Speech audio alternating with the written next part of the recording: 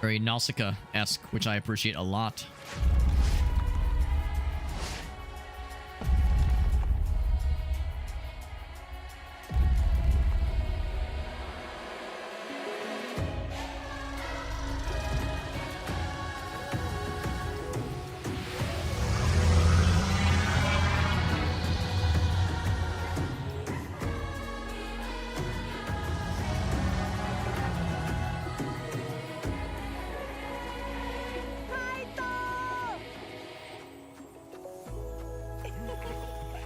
That's really cool. Looks really great. Looks really nice.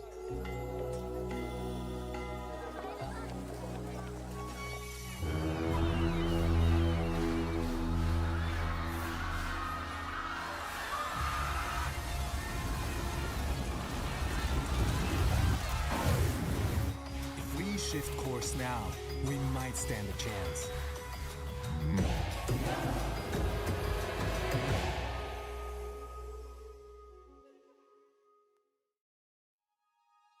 Apologies, I was actually trying to putz with something off stream.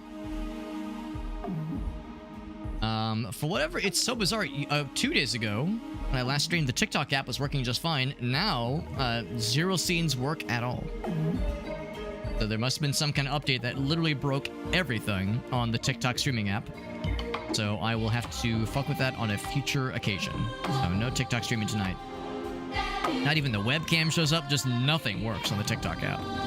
Well, this is my opportunity to, my daily opportunity for every stream to shit on TikTok, being a terrible, terrible platform that cannot, for the life of them, sustain a streaming app that doesn't just crash and burn every other stream, so it would seem. It still bogs my brain how an app, how a platform as popular and successful as TikTok, like the experience of using their stuff is sometimes nigh impossible. Oh, the music is loud. Fucking loud. No, let's leave it at 50. Sound effects probably go down a little bit. Boop. There we go. And you can kind of hear the clickety clacks are a little bit louder than I'd prefer them. Apply. I like that intro cinematic a lot. That was really cool. I'm amazed I try with TikTok. I mean, it's nice to cast a wide net, and it's maybe hypocritical of me to be constantly shitting on TikTok and yet attempting to, to get an audience there. For me, and maybe I shouldn't admit this because it might be TOS damaging, maybe not TOS violating, but my goal is to like cast a wide net and bring people here, which has worked a handful of times where, yeah, somebody would pop in on TikTok or YouTube and then follow on Twitch because they realize that's the main platform. So that's my main MO. I'm probably not supposed to say that, but that's mostly kind of what I'm after. But that being said, it's also nice not to put all of your eggs in a single basket, obviously. So yeah, so that's just something I try to be mindful of. And I can't, despite my misgivings with TikTok and how they run their company and how they run how the website functions, how the desktop app functions, or in this case doesn't function, despite my misgivings, you can't ignore their popularity. Look at the options. I'll double check, see if there's anything in particular. Yeah, probably not edge scrolling. Autosave sounds good. We'll do. Can I do like 10 minutes? We'll do 10 minutes. If there's like extra stuff you can potentially redeem, I'll play. Oh. So we turn down the audio. Let me know if the audio levels are acceptable. Hoping that should be okay. 60 FPS sounds good. Just lock it at 60 forever. Anti-aliasing, really good. Really good. Controls, of course, it's a strategy game, so controls are probably fairly chill.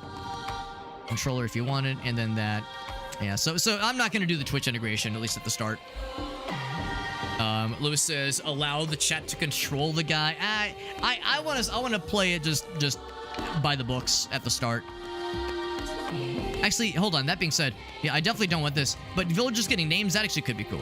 So it's about that. We'll just do the names and that's it. So if it's just like a fun little cosmetic-y thing, then I'm okay with it. But yeah, it's like if you're doing the Twitch integration for functionality purposes, I kind of shy away from that at the start because I want to play the game in a vanilla state, as my first experience.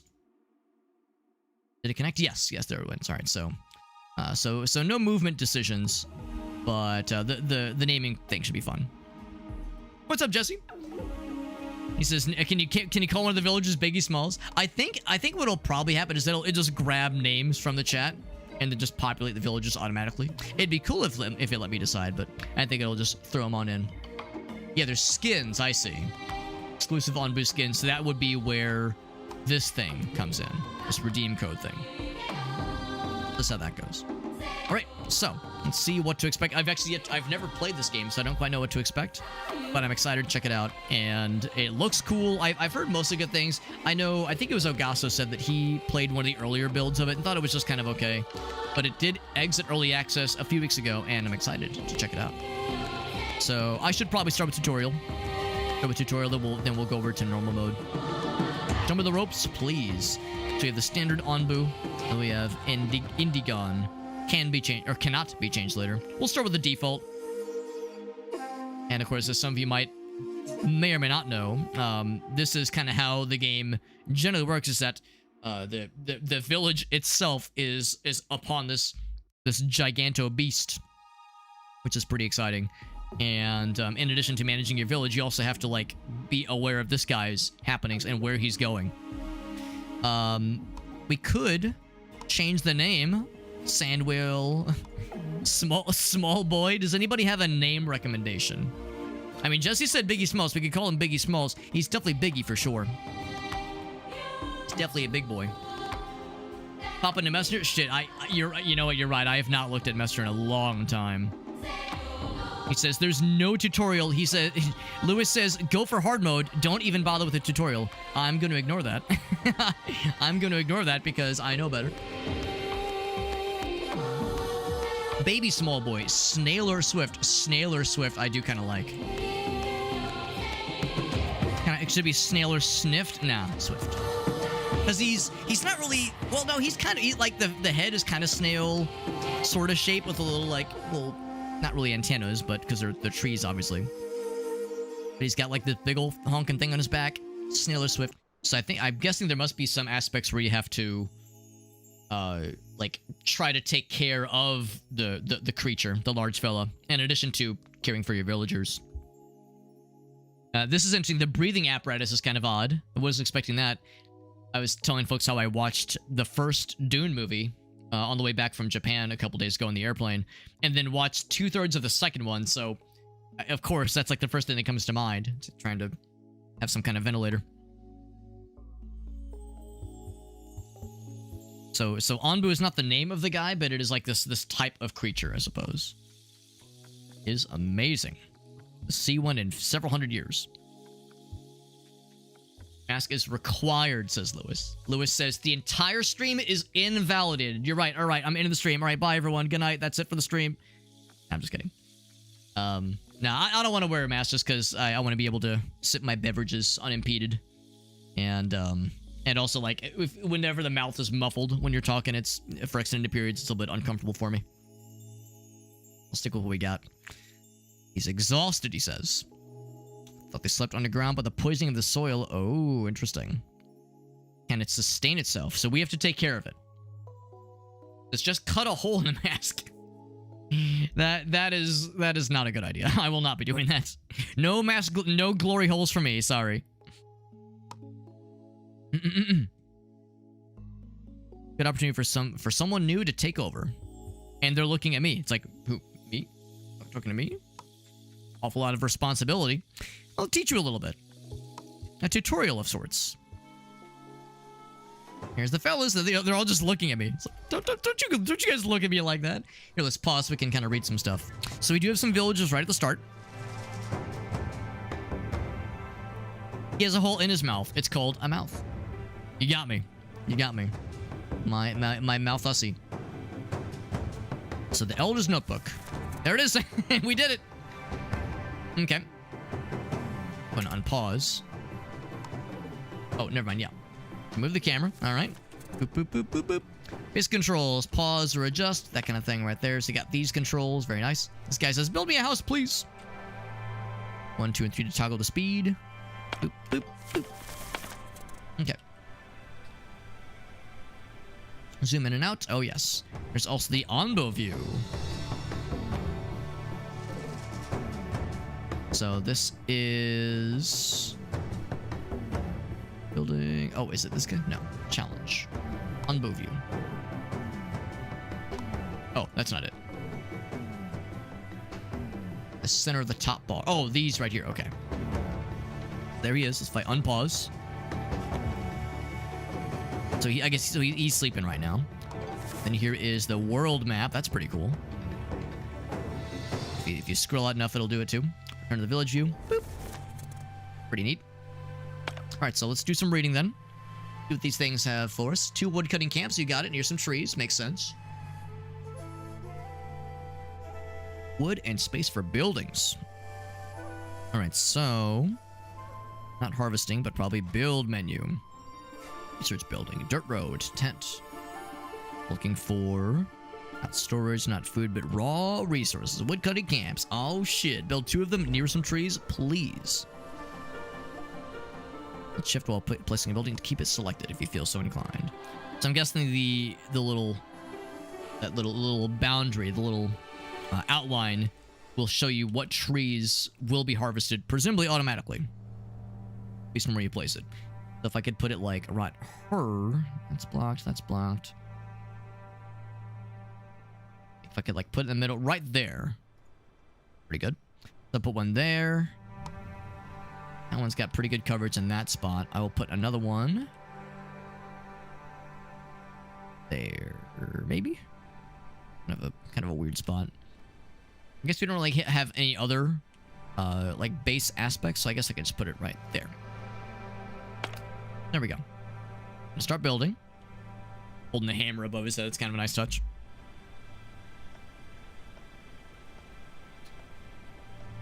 Can I, like, get information about this guy? That's Doodoo Dad! Doodoo Dad's doing the wood cutting. Good job, Doodoo Dad.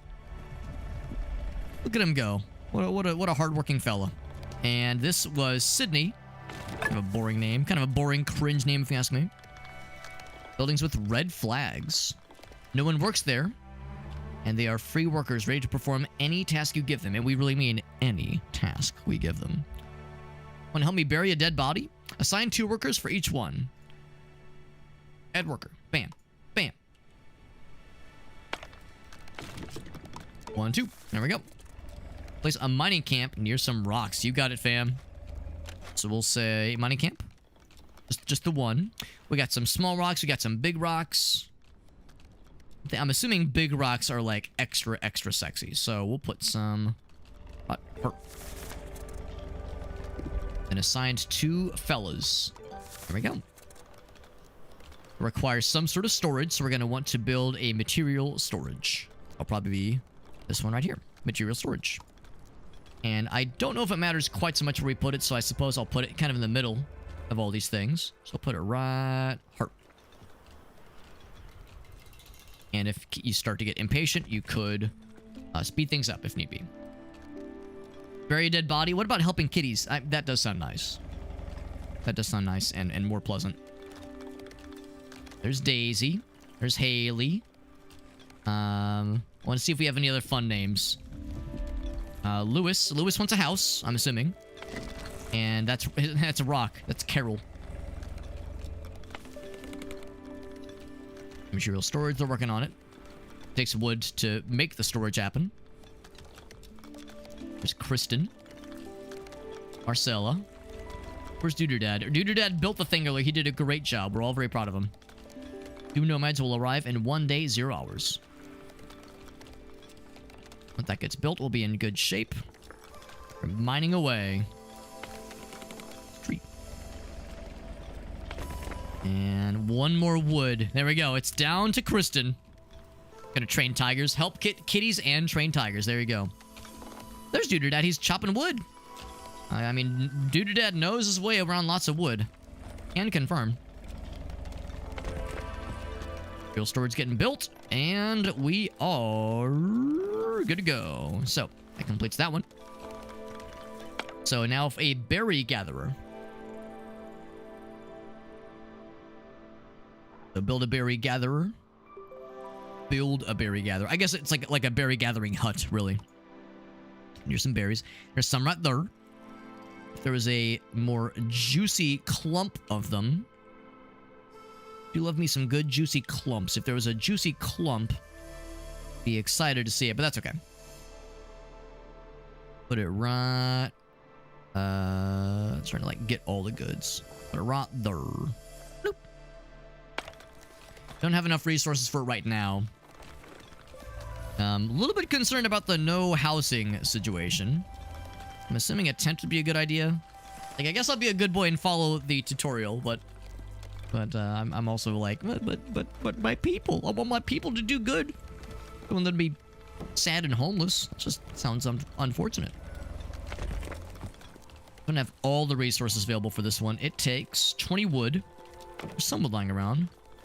It's a stack of 6 hammers, 6 tools.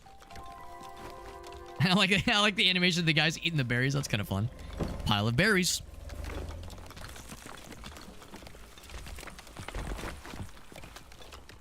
We're getting there though. I guess they work throughout the night. Don't they have to go sleepies? They're gonna get tired? Can I see their like happiness level maybe? Housing quality, non-existent. He says, "Give me a goddamn house." Decoration, pollution, decoration total. So I'm guessing that's kind of a measure of like their happiness score, more or less. I'm sure we'll learn more about that on the soon. Nom nom nom nom nom nom nom. Holding the berry, just vibrating the berry as they eat them. And then we'll assign 1 berry fella. 1 berry boy. That sounds very good to me.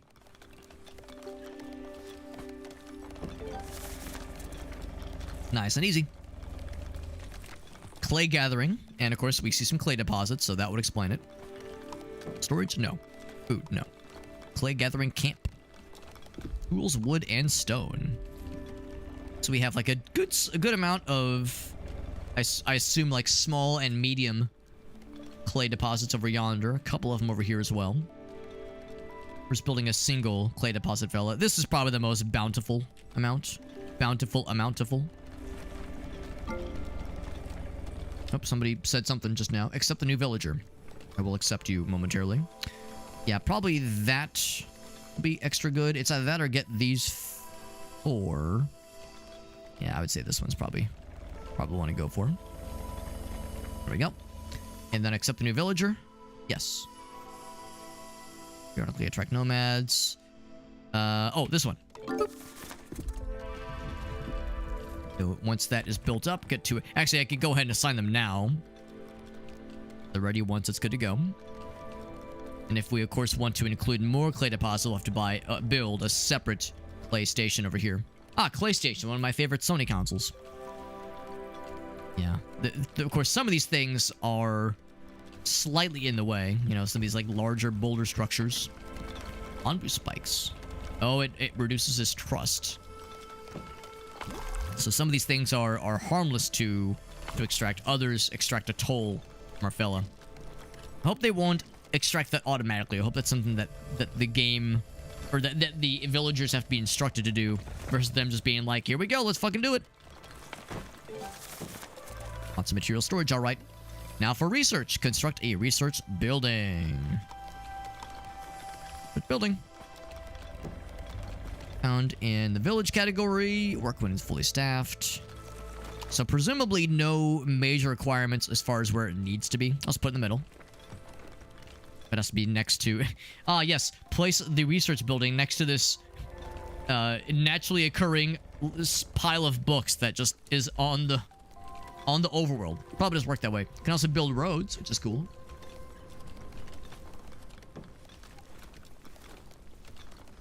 Alright, so that one's going.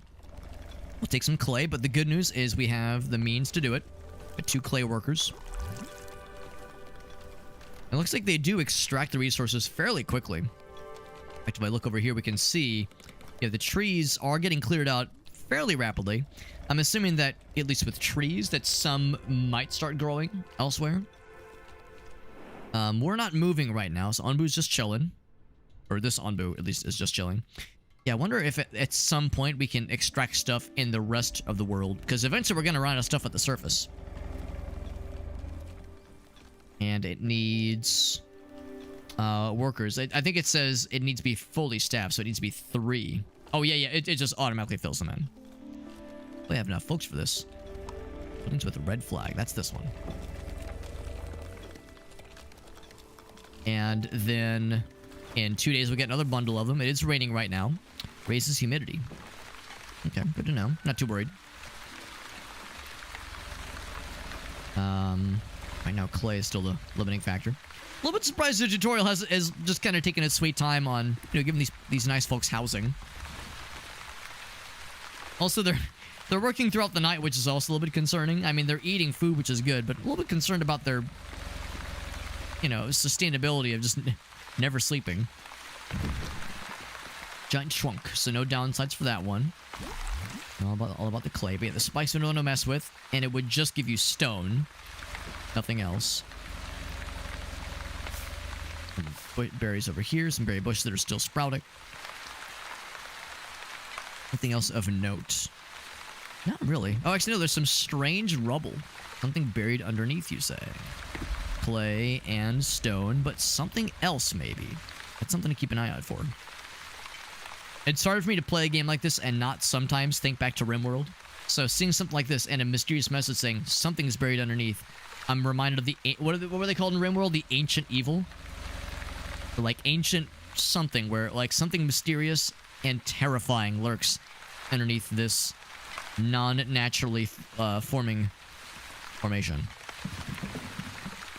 This one is mostly done. So someone wants to talk to you. Whomst. Oh. A strange pile of rubble. Yes, I noticed it. Something is buried.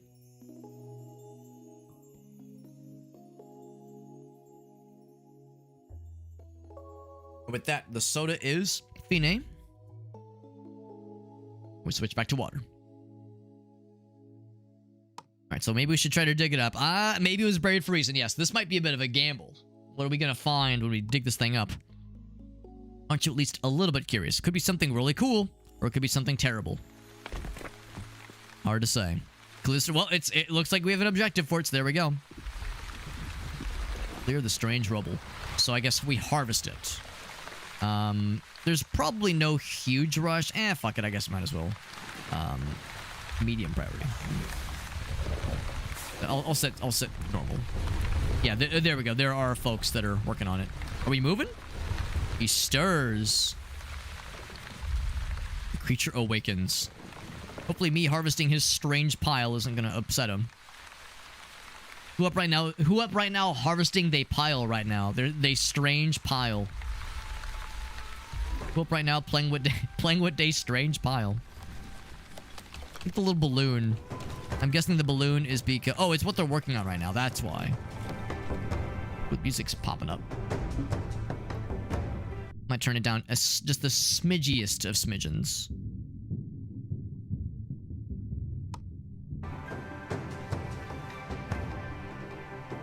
We're moving, and there is stuff on the overworld. I don't know where exactly we're heading. We're heading towards an abandoned encampment. So I guess while we're moving, there's probably nothing we can grab. But maybe when we arrive at our destination, something cool will happen. Church building is nearly done. This thing getting harvested. We're getting there, about 50% the way through. Pile of stone, some pile of shit. I mean clay. Oh man, what's it gonna be? Research building, or this guy's gonna get cleared first. Oh, it's gonna be a bit. Okay, never mind. It's gonna be a minute before that one finishes up. This guy just needs a little bit more clay. No, no rush, clay fellas. No rush. I like the little balloon that shows what they're working on right now. That's a fun touch. We're doing okay on food, by the way. Air toxicity, none. Humidity, normal. Temperature, a little bit chilly. Something we're doing okay on food. Yeah, food summary's looking all right. Like, I wonder if I want to up the food production. Some chalky milk, nice. Helping kitties. What about? Well, how's about this, Meerkat? What about that? But also helping kitties, but it's a different kind of kitty. How's that? How's that? Is that an acceptable answer? There's another kind of kitty that can receive assistance. Hornblower, Onbu doctor, injector, feeding trebuchet, feeding pump. Discipliner. Am I going to be spanking him? I don't want to spank the big fella, the Onbu. About like 4 or 5 months ago. So I'm not much of a sports guy, but 4 or 5 months ago, there was a hockey game here in St. Louis. We have the NHL team, St. Louis Blues. There was a Blues game where there was a Hello Kitty themed evening, like a Hello Kitty themed night, where they had Hello Kitty themed jerseys for sale and some plushies they were giving away if you bought like a certain kind of ticket, that kind of thing. And both my wife Gracie and Aaron's wife Helen, they both love Hello Kitty. So even though none of us are huge sports fiends, we still went to the game, if not just to enjoy the Hello Kitty stuff, which was fun. And the jerseys were fun. We did get the little Hello Kitty plushies, which were nice too. They have little St. Louis Blues jerseys on and little hockey sticks, which is fun. And the Hello Kitty mascot was there as well. Somebody walking around in like the big mascot costume, which was delightful.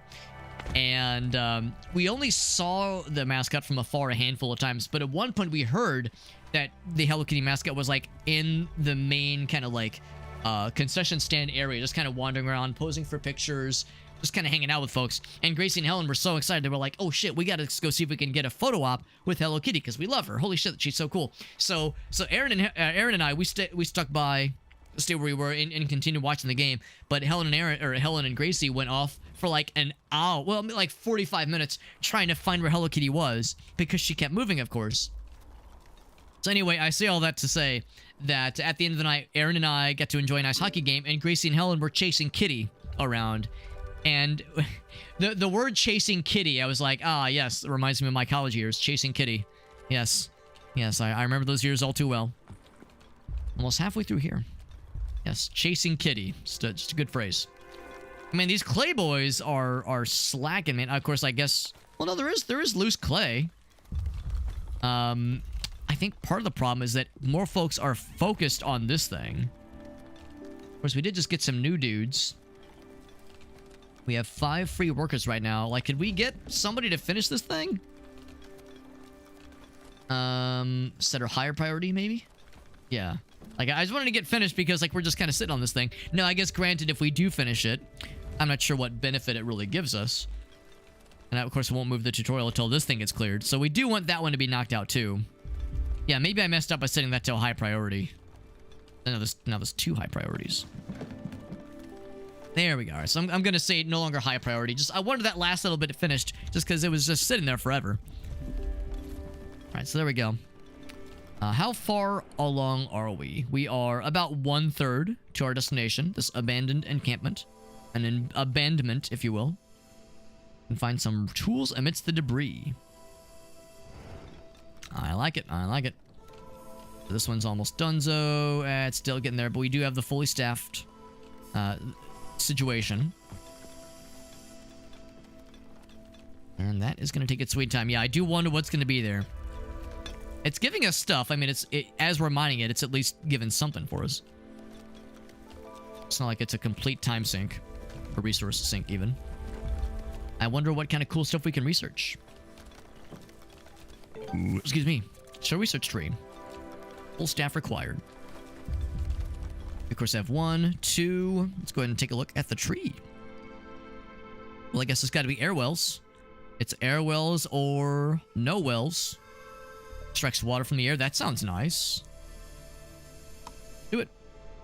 Research the air well. I got the wood for it. Let's fucking make it happen, baby. Alright, so that's working. Research the air well. That is in progress. Do we have all 3 guys? Not just yet. I think somebody is heading towards it, though. So I see this little dotted line leads to it. So someone's going to pop in once. There we go. Someone popped in. Good. Oh, no. The lines are because they're delivering wood, because it takes wood to... or various resources to research things.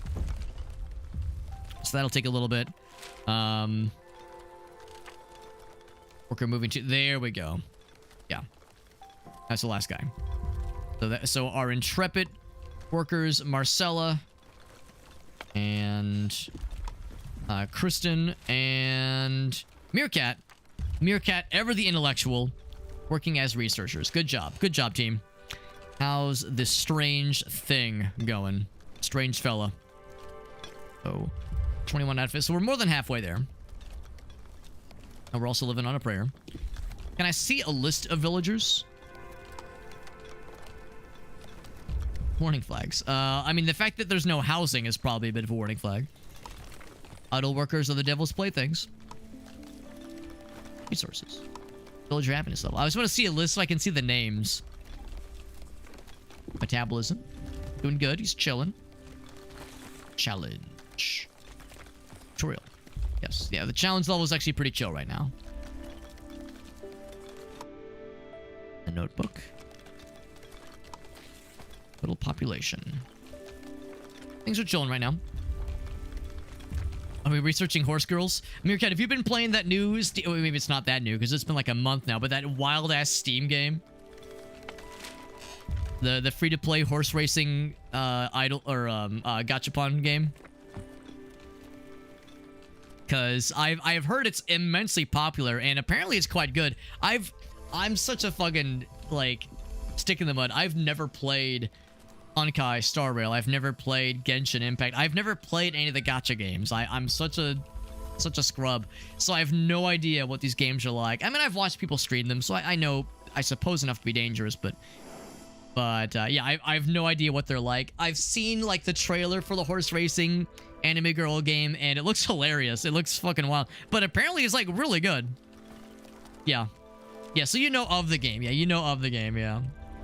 Yeah, I think Jet's played it a bit. A handful of folks I know have played it a little bit at least, but yeah, no, it kind of came out of nowhere on Steam, and apparently it popped off pretty hard.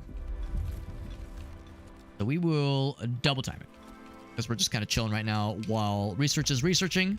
Although it's cooking along. And this is also clucking? Is it clucking like a chicken? Onbu's just vibing, having a good old time. All right, so let's go down to boop boop. Oh, how do I go to normal? 1? Yes.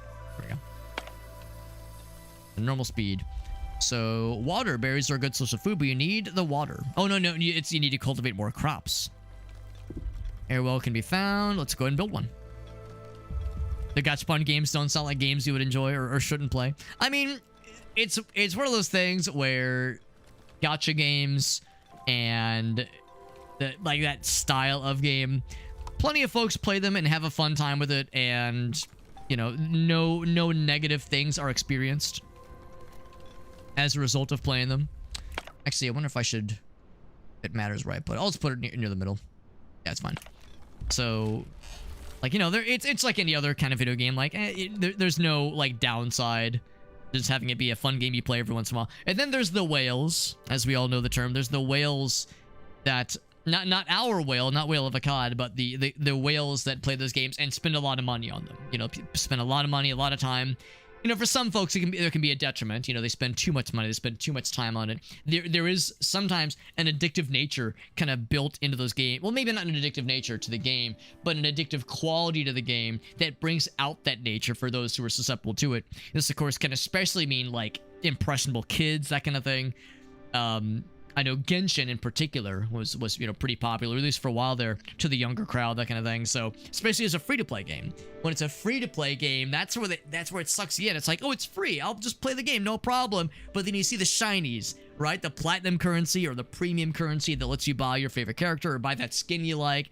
And then, well, I've spent a couple hours in the game, I'll throw in a couple bones, sure. And then, you know, it kind of starts to spiral for some folks. Not everybody, you know, gets suckered in like that, but it can be dicey for some folks. You could say the same for World of Warcraft. You know, lots of other games have been dinged for being overly addictive. So I don't know if I necessarily blame the game like by default, but some can be downright predatory. Again, especially towards kids, which are, you know, nothing like a steady customer, right? You get someone when they're young, and you get them when they're impressionable, and that's a regular customer, right? Assign a worker to the airwell. Just one worker. We'll get that built up, and this thing is still going. And then there's the pay to win. Yeah, some of them can be pay to win, especially for like PvP games. I don't think it's quite so much an issue for the anime horse racing game, because I think that's PvE. I don't think there's much. I mean, maybe I'm wrong. I haven't played it, but I don't think there's much for a multiplayer aspect. Honkai, Star Rail, and Genshin. I think those are mostly PvE. I don't know if they're multiplayer, but you know, it's one thing to like pay to win. You know, you pay the money and you get the thing faster, or you get the skin. Like that doesn't bother me quite so much. But when it's a PvP game, when it's a multiplayer PvP game, you start the game, everyone around you has the premium badass overpowered guns, and you're stuck with the pea shooter. Well, shit, I guess I gotta spend $20 on the premium gamer pass to afford the cool guns so I can stand a chance. That shit's lame as hell. It's like, no one likes that. But again, that kind of thing's been around for a long time. Anyone who ever played Magic the Gathering back then knows how that feels, because every time a new season comes out, well, shit, the new cards are way better than the previous couple seasons. So in order to keep up and have a fighting chance for the new season, I gotta buy the new sets of cards. What the hell? So that's not limited only to free-to-play games, but it can be predatory for sure. Picking puppies is bad in most cases, yeah. Yeah, it's tricky because some folks love that shit. You know, some folks, not kicking puppy, well, hopefully they don't love kicking puppies, but some folks love Genshin. They love Star Rail, you know, they love the anime horse racing game. So I don't make it sound like if you play that game, you are ethically bad, you should be slapped on your penis. But yeah, there without a doubt are cases where, yeah, folks get suckered into that predatory nature. You know, they preys upon an addictive trait that some of us, you know, just have. Just, you know, it's like it's not like a moral failing or something. It's just a thing that some of us get sucked into. So it can be unfortunate. It's a no fun time. We got the farm. Do I want to get the water tank, or do I want to keep on going to the horn blowing? I love getting horny and blowing. What can I say?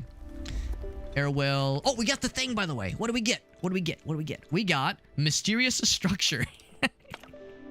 Severely damaged and needs to be rebuilt. So I can repair it or deconstruct it. Do I talk to the person? Yes, I talk to the person. PvE games that have leaderboards. I mean, yeah, to me, those are less of an extreme sin. Because, like, you know, there are people that say, oh shit, I want to be the best of the best. Diablo Immortal was a good example of that. Because I don't know if that game had really any multiplayer. Maybe it did, maybe it didn't. I don't know if it had PvP. Again, I don't know. But I do know it had those leaderboards, like Lewis is saying.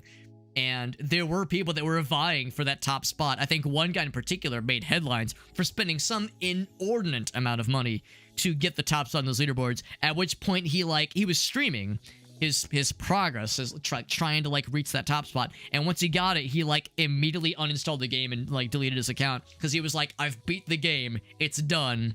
So, and again, it took a lot of money to get there. So there are the extreme cases where, yeah, even if it's PvE, some folks will go ham on getting all that shit to rise to the leaderboards.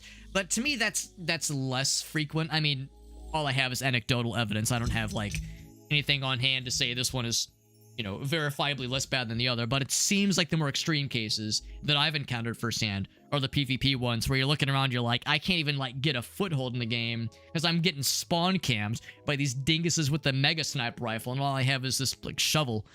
Whereas if it's like a PvE like leaderboard thing, it's like I can just ignore the leaderboard thing and just vibe and have a nice time. If it's PvP, if I'm getting like insta sniped at spawn and I don't even have a chance, then like, are you even playing the video game? So yeah, the leaderboard thing is not as spicy of an issue for me, at least. But it's definitely there. It's definitely there. Never seen anything quite like this. Battle Cats is a pretty good one. It's not too predatory. I don't know if I've heard of that one. But like Meerkat said, there's a lot of those kinds of gacha games out there. And most of them are free to play. And most of them you don't really hear much about because they're not doing anything fucky-wucky. Seems like we only really hear about the, you know, the really fucky awful ones that are you know, extra predatory and have like extremely unsavory practices. So the ones that are a little bit more chill and a little bit less destructive against their player base, those are the ones. Sorry, I'm trying to adjust my headband here. Those are the ones that are you know, you don't hear about them because there's less of that bad news bias, I guess. There we go. I guess pretty straight. So if we can use some of our own resources, we can maybe repair it. Or we just deconstruct it and use these resources elsewhere. Also, I like what this guy's got going on with this little not forehead, but his head there. He's got some kind of fungal growth. But it's so exciting. What could it be? I'm of the opinion of I want to rebuild. I'll repair it. We have plenty of both of these things. Wood planks and stone slabs to make it happen. So I say we fucking go for it. We got more folks. And I didn't research anything yet. Air well still being constructed. Oh, I paused. Oops. So we're getting there. I'll just go ahead and make a decision. Landscaping. So, hornblower. Horny and blowy. Stores food. Oh, that's a raid from Lunar Sketch. What's up, buddy? That's our boy. That's John, right? I think. I remember real names according to people that I know in real life.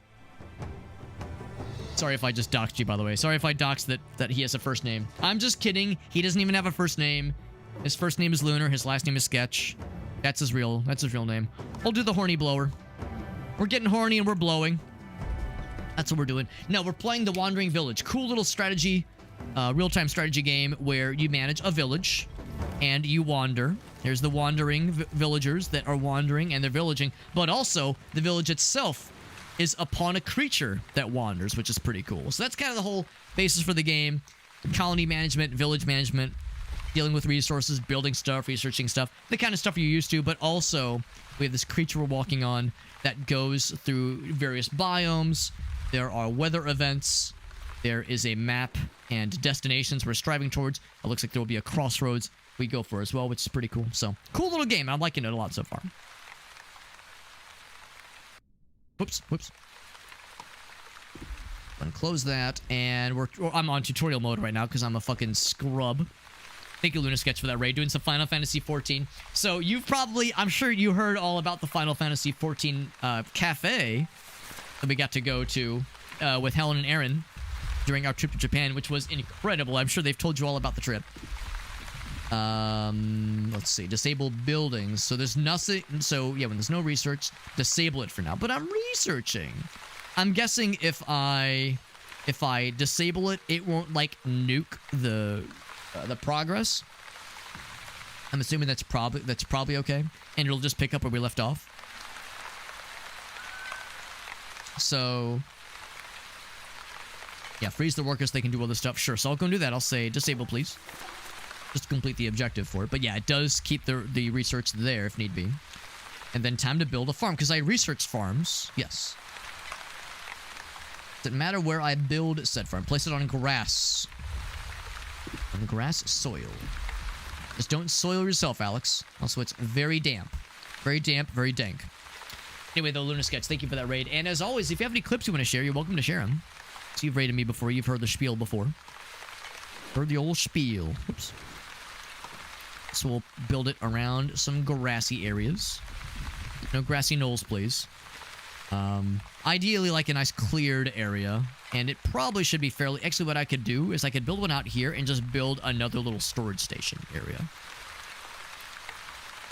I'll build one there, and then I'll build a closer storage spot. Material storage. Maternal storage. I'll build it on the dirt. On the dirt. Actually, cancel that. I'll build it a little bit further up. That way it's not... because I might, at some point, build a mining camp kind of in the middle there. So, get the farm constructed. Give it 2 twerkers. Oh, yeah. All right.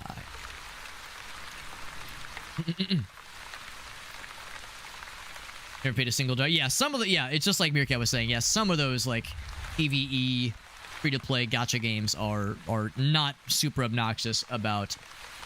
Like, yeah, like, needing to be a premium user or a premium player to, like, have a chance at, you know, global leaderboards or regional leaderboards. Some of them do, but not all of them necessarily. Harvested for water, which is exciting. It will dry out. I kind of want to. But the tutorial hasn't told me to. How much water do we have right now? We have 2 free twerkers. But I think once that gets constructed, that will not be an issue. Yeah, these guys. Marcella and Kristen, they're just chilling. Once we have 1 more wood.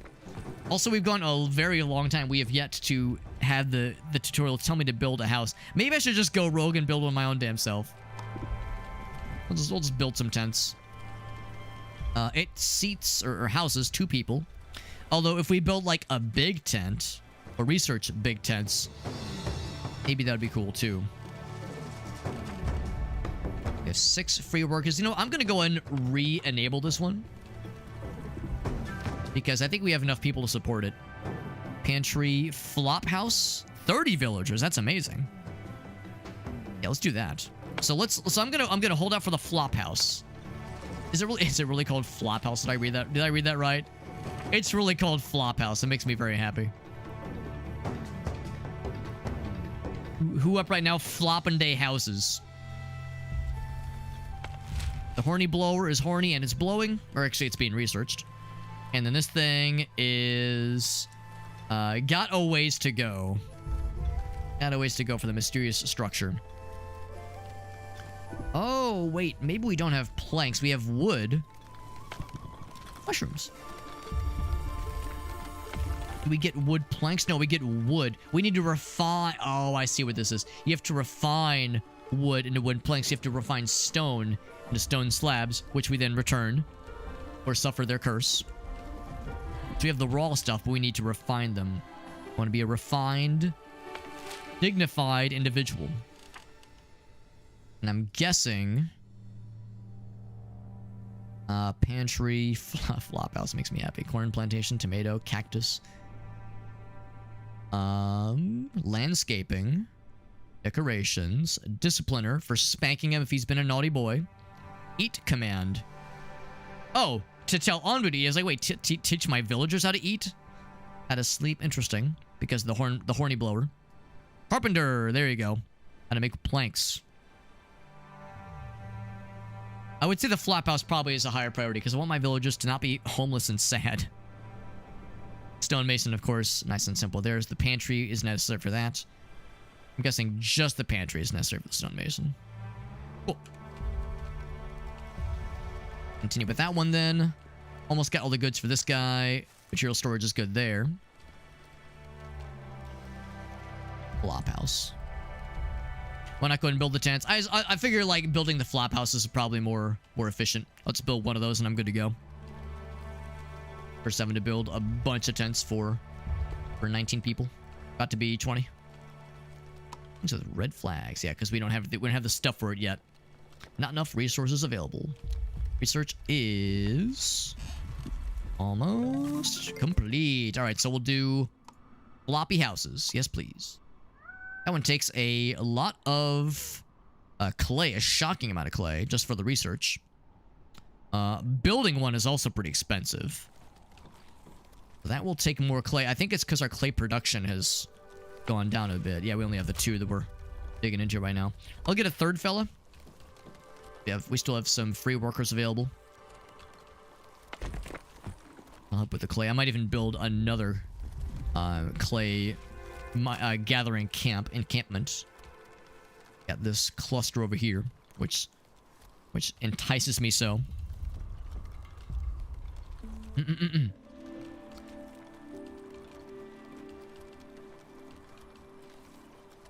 Yeah, some of the gachapon games are obnoxious. Yeah, oh yeah, no question. If you open up the legal side of things, well, that's the thing too, because some of those games, in addition to being like ethically and morally dubious, sometimes it does rub up against things like straight up gambling. And that's why some of those games in some cases are like heavily restricted in other countries, because I think in some countries in the EU, and maybe even some countries in like Asia and some shit, are they make it so that like, yeah, like you can't do like straight up what they consider to be gambling-esque activities in things that children can play. Part of why Twitch, of all things, was kind of going through that like weird like identity crisis a year, I guess this was like 2 or 3 years ago, where a lot of like the top streamers, like the tippity top streamers, were just straight up gambling on Twitch. Like XQC was losing like tens of thousands of dollars on stream because he was like doing this like slot machines basically on stream. And he, you know, XQC, one of the top streamers ever, and like he has a huge audience of impressionable children, and everybody was like, why is this allowed? It's kind of fucked. And it went like that for a long time before finally Twitch was like, maybe don't do that, and they altered their TOS. And of course that's what caused a lot of people to go off and form Kick. You know, Kick exists because streamers want to gamble to children, I guess. I don't know, it's fucking weird, but here we are. So anyway, so yeah, like, part of that is because, in addition to the moral questions of it, some countries just straight up don't want you to be gambling in front of children, and there's, like, legal ramifications, kind of like what Meerkat was saying. So yeah, it opens up a can of worms, but also legal questions on, like, you know, how can this be enjoyed by folks in other countries if it's, like, rubbing up against laws that are sometimes more strict out there than how it is here.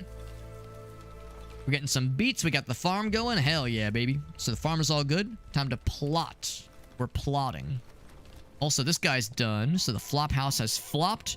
We shall go towards the carpenter next so I can get them planks and then the stonemason. Yes. Yes, that one. Yes, please. Yes, please. Can I get the flop house? I need the clay. I have... How much?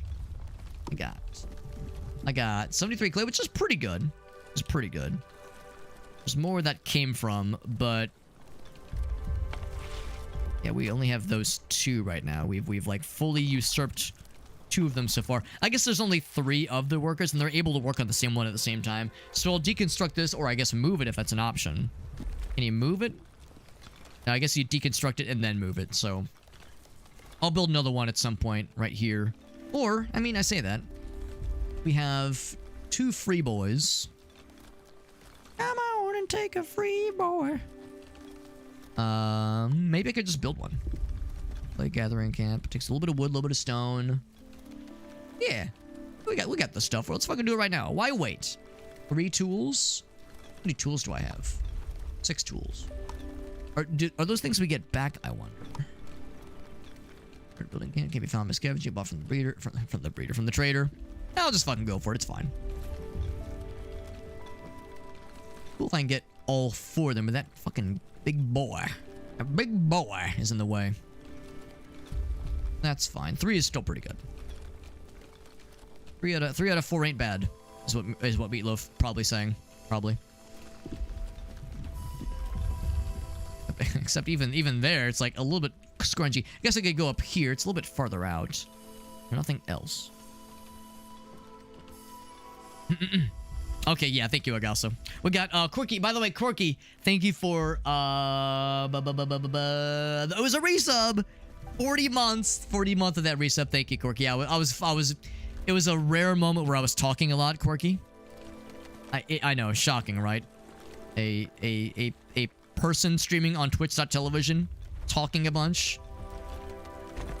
It's weird because it looked like it was gonna say you can't do it. Like it's like there was something red. Oh, it's the tent itself is red. That's what was throwing me. I was like, there's something red there. I guess I can't build it there. But no, it's fine. It's fine. Still build it there. Yeah, the tent itself is red. I didn't notice that until now. Yeah, it made me scared. It made me scared. Is this Farmville? This is Wandering Farmville. This is Wandering Village. You'll never guess why it's called a Wandering Village. You do indeed have villagers, and there's a village, and you have a research tree you're managing. You have actually, I'm kind of saving up for that stuff. It's fine. It's fine. We need all these things eventually anyway. So there's research trees that allow you to unlock new things to build, new stations. There's you're managing your villagers' happiness levels, their food, their water. There's raw resources to extract from the land. There's stuff you can refine it into. You can take logs and refine them into planks. There's clay deposits. There's stone. There's water, of course. Lots of things. So and the villager, it's called the Wandering Village. The villagers, they do wander. There's one, he's wandering right now, or she's wandering right now. I'm dressed as a villager for a dare drop challenge. Well, I'm dressed as one of these cool dudes. These cool duders. Now I granted I realize. Oh, here we go. I kind of look like how Sunday looks right now. I'm like a palette swapped of Sunday, kind of, sort of. Sunday, that's one of my favorite days of the week, Sunday. But in addition to all that, all these villagers and this village and this wandering, the village itself is upon a creature that wanders. And it goes into different biomes. There are weather effects. There are events that happen with regards to the fella.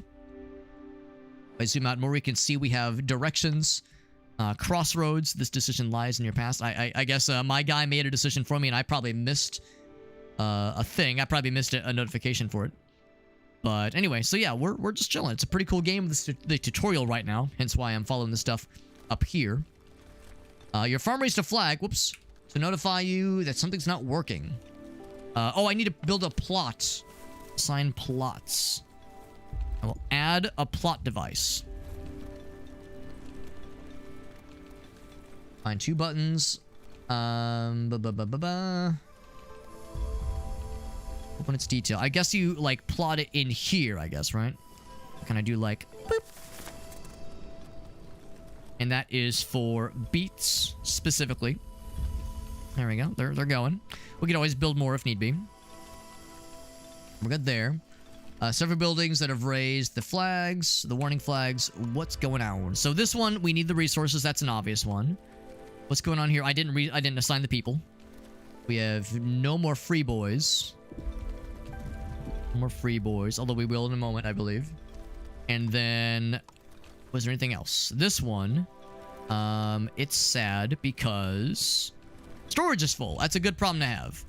In that case, I'll disable this for now because we have plenty of water. Plenty of water. Yeah, so it's resource management, but also, yeah, village management and village stuff. More research to be done, which is good. The researching is a lot faster than I expected to be. Stonemason. Yes, please. How are we doing on clay? I keep using clay right before I, like, reach the happy amount. I want to build some housing for our boys and girls. I want to build some housing for the homies. And we have the flop house, which costs 100 clay. It's not small, but that will be enough for our crew and then some. I guess I can go ahead and plot it down. Plot it right there. There we go. And then maybe some roads would be nice for speeding up things a little bit. So that costs nothing, which is kind of cool, just time. So I would say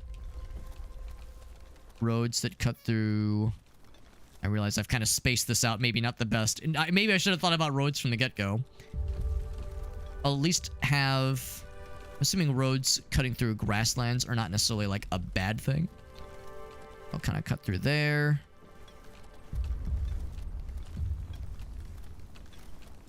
Can't cut through the trees, but maybe I do like these guys. Probably it's fine to cut through a singular berry bush. No one's gonna mind.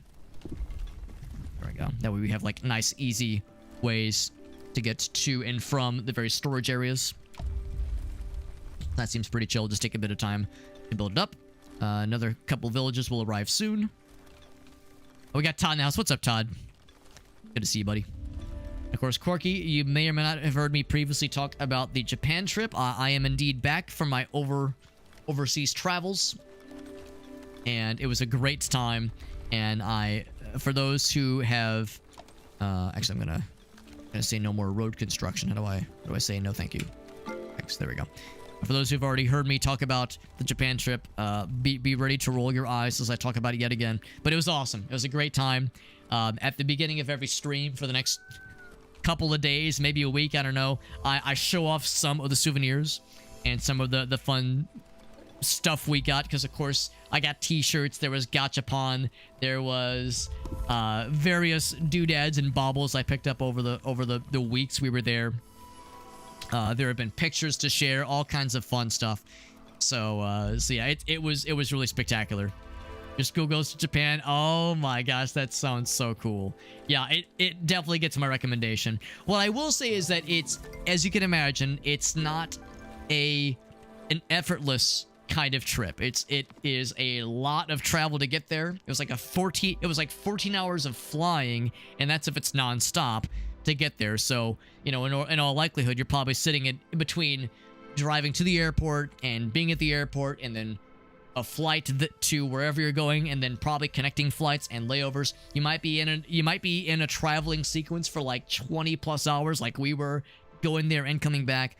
And of course, there's language barriers. Of course, there's a subway system to try to understand. There's cultural differences that take a while to get used to. It takes a lot of energy to make a trip to Japan happen and to make it worthwhile. So I kind of consider it like vacationing in hard mode, basically, because it takes a lot to make it happen, but because it's hard mode, the rewards are that much sweeter. So it is fantastic. It's not for everybody, and it's not for anybody necessarily who wants like just a chill, vibing, don't have to worry about nothing kind of trip. You know, like a relaxing, just don't give a shit kind of vacation. But yeah, if you want like an adventure that you're gonna remember for the rest of your life, oh my god, it's incredible. And I kind of want to go back. Not anytime soon. I'm good for a hot minute. My travel battery is well expended for the foreseeable future, but man, it was really something special. I'm gonna temporarily disable the research building, get those villagers to do some other stuff. And the warning flags, we're working on it. Roads, we're working on that as well. We in fact got some villagers to be crack-a-lacking, which is what they're doing. We got plenty of clay now. I might get to the point where I'm gonna wind this one down, because this one is working at full capacity. In fact, they've already knocked that one down. So I'm gonna remove one of those, and I think remove one of those here as well, because they both have. This one has 2 left. That one has 1 left. Those are workers that can be used elsewhere. He's eepy. That's him yawning. He's taking nappy naps. 24 hours of travel. Oh boy. Yeah. Vancouver, British Columbia. Yeah, makes sense. And Honolulu. Yeah. Yeah, ours was we went from St. Louis to Denver, and then Denver straight to Narita Airport in Tokyo. So that was, which was, it was a lot. The longest flight there was 12 hours because you're facing headwinds. And the flight back was more like 11 hours, maybe 10 hours, like 50 minutes, because you have tailwinds, which is you know, kind of pushing you along. So the flight back was less bad. That being said, our flight back got delayed 4 times or some shit. So we left like 6... Okay, not 6. We left like 4 hours later than we were expected to otherwise. So it felt shitty in different ways. Woodcutting and mining camps. You can manually harvest, right, which we've seen before. So harvest 3 things manually. So that one's being harvested non-manually. I would say let's harvest this one. Yeah, I like the balloons make me happy. It's like this one right here, please. Harvest, and then yeah, it's like these little onesie twosies. That's kind of nice. Those 3, please. Those 3. 24 goddamn hours of travel. There's the flop house. Everyone's got the housings and the floppings. We're good there. So yeah, really the last thing for the warning flags is getting the wood planks and stone slabs to get this thing built up. And of course, we have the refining, stonemason and carpenter places. Guess we can go and build them. I'll go ahead and build them up. I don't know if it matters too much where exactly they go.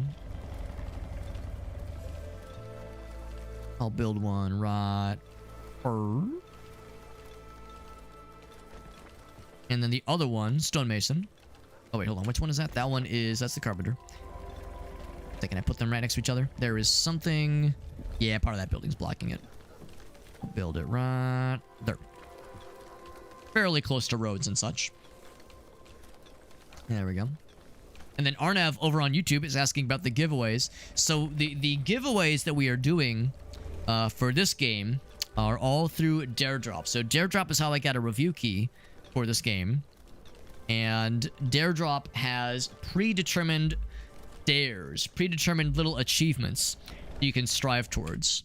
And if you accomplish these dares, you can get extra giveaway keys for viewers. And like I said, all these things are predetermined. I don't get to decide what the dares are, nor do I get to decide the rewards. But I can show you what we are working with. I can show you what the options are for this game specifically. So let me pop over to my monitor real quick and I can show you. So this is the Daredrop page.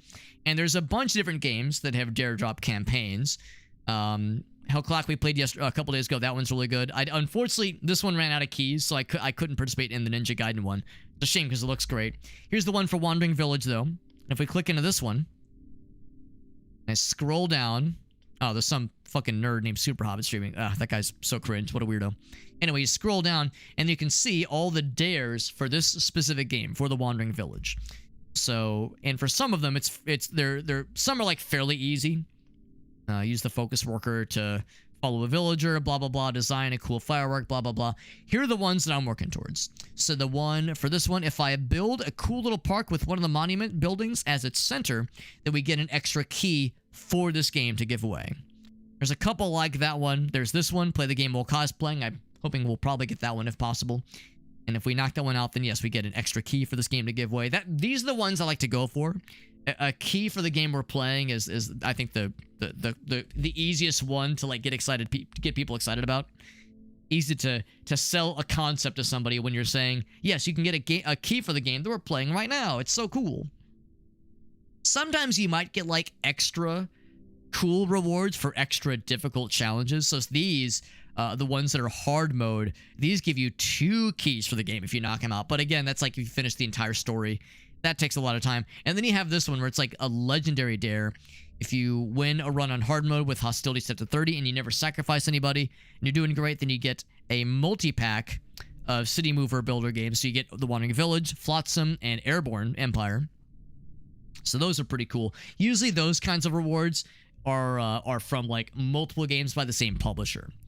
So that's usually how that... Oh, sorry, I realize my face is covering. But that's usually how that works. So anyway, that's kind of how Dare Drop works. A little Dare Drop primer, and how and what our giveaway situation will likely look like. The plan is to hopefully come away from this maybe not this stream, but like a future stream with at least 1, maybe 2 giveaway keys for this game. And we do all of our giveaways through my Discord server. So if anyone is curious and you want to participate in our future giveaways, we do all the giveaways through Discord. If you're on YouTube, a link to my Discord should be found in the video description or the stream description. And if you're on Twitch, we got the chat link right there that has the link tree. The link tree has all of my links, including Discord. That will do it.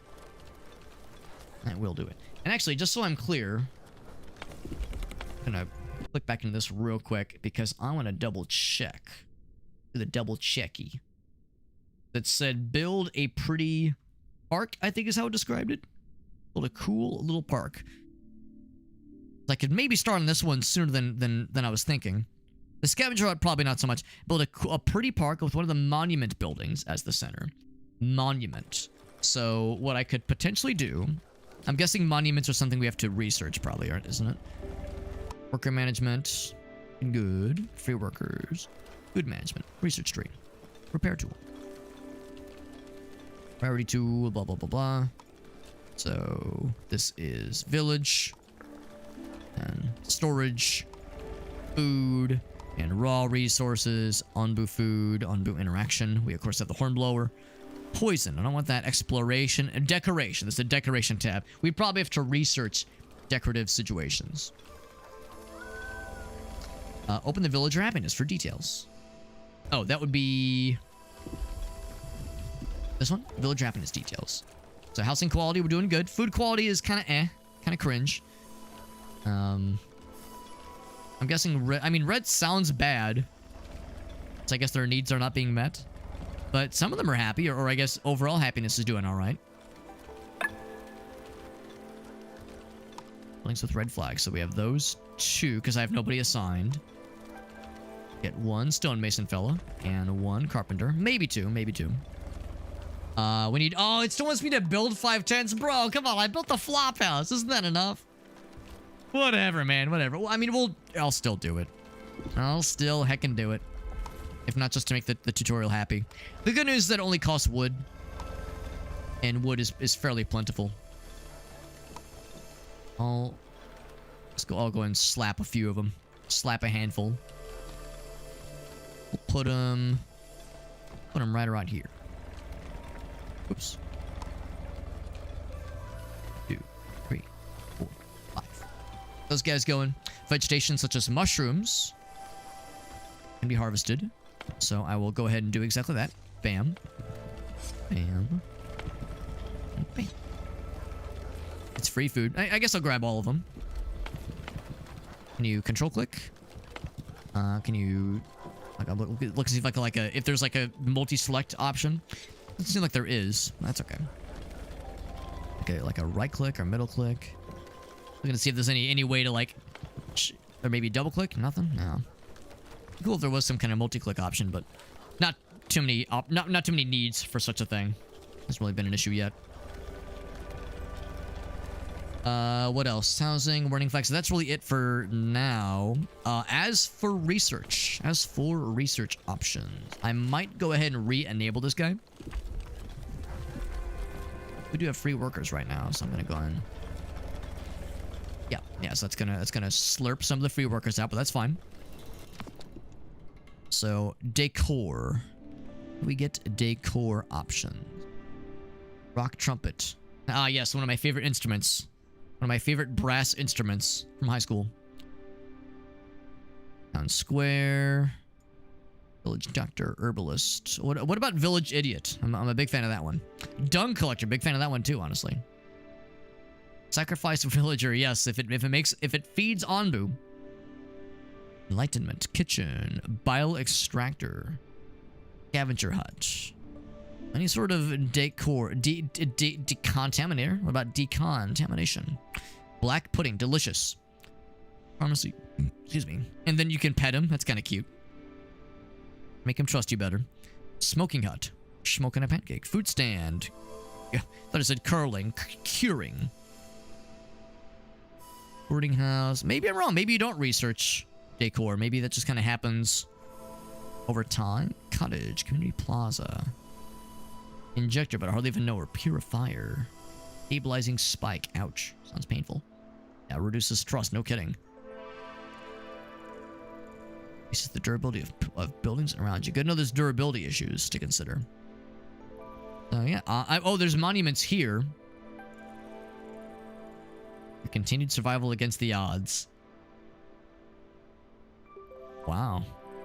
So maybe this. So maybe. Yeah, artistry. Wow, you have to go real far to get to the monuments. Holy moly. There's 3D core text, not the monuments. Yeah, I must have missed some of the other ones. Double check. What exactly did the dare say? Did they say monument or did they say just something cool? Because I thought they said monument, but let me double check. The dare says, yeah, with one of the monuments, capital M. So that actually is a little bit spicier than I thought it would be. I was like, oh, I'll just mainline decor, no problem. Yeah, now the good news is we're about 1/5 the way there, I guess, with overall progress, because these next few will be expensive, of course. We need more slabs and such. So, all right, so I'll go ahead and deselect this guy, the scavenger hut. We definitely need the good stuff to make that happen. So I'll deselect the guy here. I will re-enable this one. I'll deselect that one for now, disable it. How we doing on clay, by the way? This one's still slowly clicking away. He's got a little bit left. This one has just one left. And that's the Lone Ranger right there. They're both going to run out in a little bit here. This one has 2. But again, we'll be able to just build another clay fellas. That's not an issue, really. These, of course, cost wood, and now we're getting low on wood. The good news, though, is that it's all built. That's just nice. We have an overabundance of tentage. Our tents have never looked better. I might need to up the ante for both of these, though. Might as well. It's the one airwell worker. Research building is disabled. Mysterious structure can start in a little bit here. Warning flags. Yeah, well, the mysterious structure is the last one, obviously. People in here. We need a hornblower and then give him a command. That one will probably take a bit because we've spent a lot of resources. I'll just see what it takes. What it takes to get to the blowy horns, the horny blows. That would be this guy. It takes 30 wood. It's actually not too far, but again, I realize we're spending a lot of wood on the refining of things. How are our stores looking, by the way? Nothing there yet. Nothing there yet. I imagine this one's probably more full. A lot of resources we've yet to see. Ancient notes. There's no about mushrooms. And eel shroom. Wait, heal or heat? Eel shrooms. Healing properties, not heating properties. Notes and salt and cleansing weave and iron ore. There's like stuff to dig into. That's exciting. There we go. Yeah, we're producing some carpentry.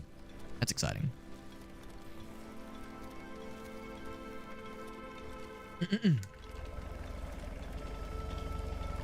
All right. What I might go ahead and do is go into fast mode. Maybe just double speed it. I think we're doing all right overall. Our food stores are going down a little bit. We're getting more people and we're eating more than we're gathering.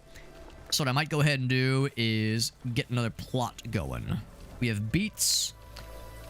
Plant and harvest. Only plant, only harvest. I would say both. Eventually we'll have other plants, I'm guessing. So I don't know if I want to like go crazy on only beets, but I will go ahead and say make it so. That leaves another basically 2/3 for other kinds of plants. And I'm guessing that's something you research. In fact, I know it is because I saw it earlier. Show research tree. Just over here, over her. So corn, cactus. It takes a decent bit of clay, but we have quite a bit of it, honestly. Motto. And that is, what's that one? What's that resource? Oh, water. Oh, we don't have a lot of water then. Good thing I re-enabled this thingy. Here, well. That's all well and good. The hornblower, we can go and build it. I guess it has to be near the fellow so he can hear us. So build the horny man. Bam. And assign a worker and give him any command. Can I tell him to have a good time? Can I tell him to have a good day? I don't know if any of you had this as a kid or remember this from the good old days, but I remember sometimes in like grade school and junior high, not so much in high school, and probably not really junior high either, but I would say grade school, elementary school. You'd be like at that point where it's like Friday, you're nearing the end of the school day. Everyone's antsy to start the weekend. Everyone's antsy to get home and hang out and do kid shit.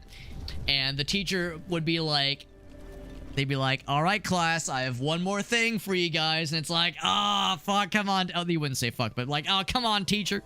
Come on, teacher lady, teacher man. Give us a break. It's like the day's almost done. And they're like, I have one more thing for you guys. One more assignment for you. You know what the assignment is? The assignment is to have a nice weekend. And then the bell would ring and then everyone goes, yay! And then we go our separate ways. So that's the command I want to give to the fella. My command is to have a nice time. And I want him to be happy. That's all I ask. I don't know if it's going to work quite that way, but we'll see. We're slowly slabbing and planking. Slowly. Actually, no, we're not slowly. We're kind of cooking right now. Kind of cooking. I'm going to say it's not a huge... This is not exactly a huge priority anymore. So it's a good thing to do, but it's going to happen organically. I'm feeling pretty good about it. And that'll be the final warning flag. Red flags or otherwise. We're on day 11. Can you believe it? Can you goddamn believe it? Alright, these things are... Wait, oh, 15 means it's full. Yeah, not harvested yet. That one is nearly donezo. That one is nearly donezo. Oh, but there's another one after that. Okay, never mind. I thought there was only one of them. And here there's two of them. Boop, two more homies. Alright, show interactions. I'll say, walk. Gondor calls for aid. Actually, no, that's lighting the beacons. Blowing the horn is like the conch shell, I suppose. And then we need an onbuologist. That's just fun to say.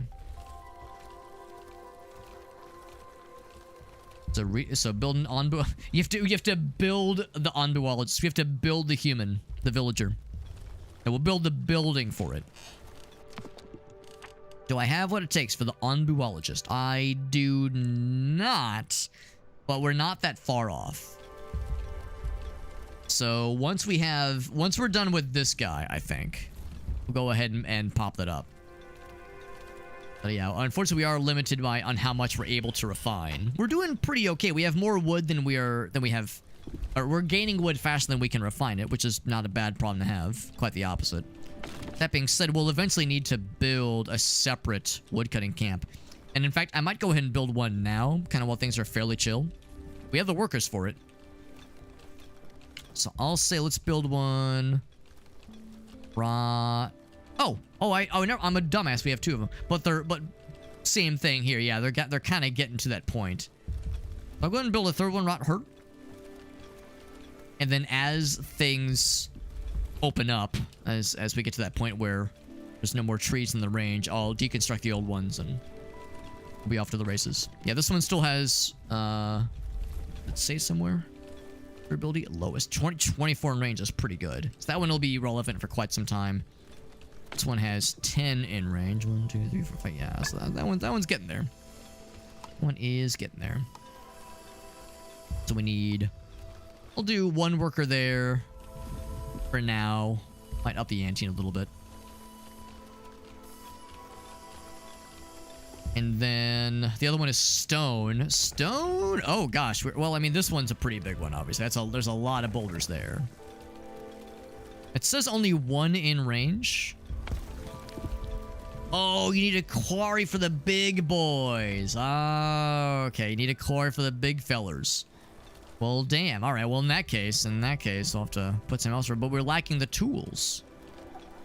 We're lacking the tools. I feel like a fool. I should have realized that it wasn't like highlighting little thingies. It wasn't highlighting the stuff like I was hoping it would. That should have been the giveaway. So in that case, I'll put this one 14 versus 13. I appreciate that it tells me, counts them out for me, which is nice. Now I realize we don't have the something. Yeah, we don't have the tools for it, and tools kind of happen. Yeah, scavenging or bought from a trader. So we haven't seen a trader yet.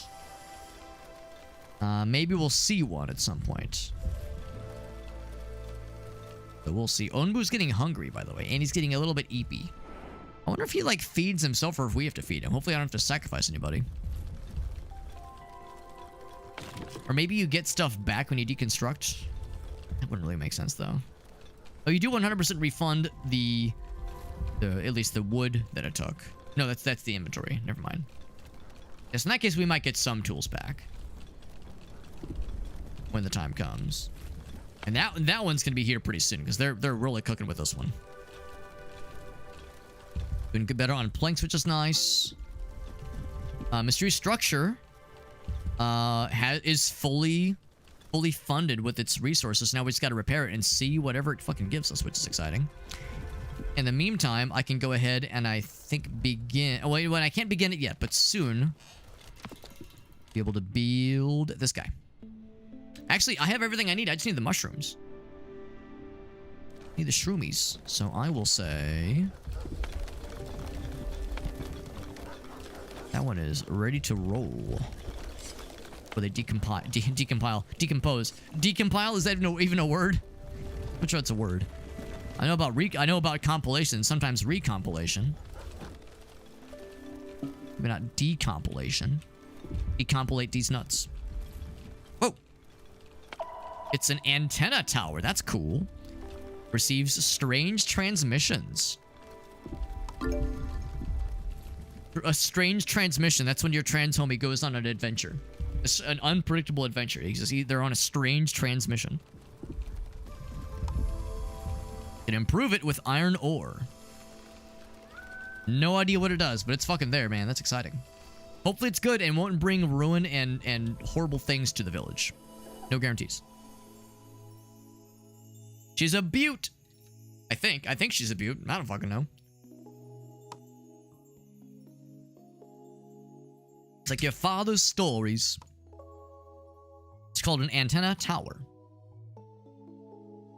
It can capture vibrations, the good vibrations. Well, she's giving me the excitations. We don't know if it works yet.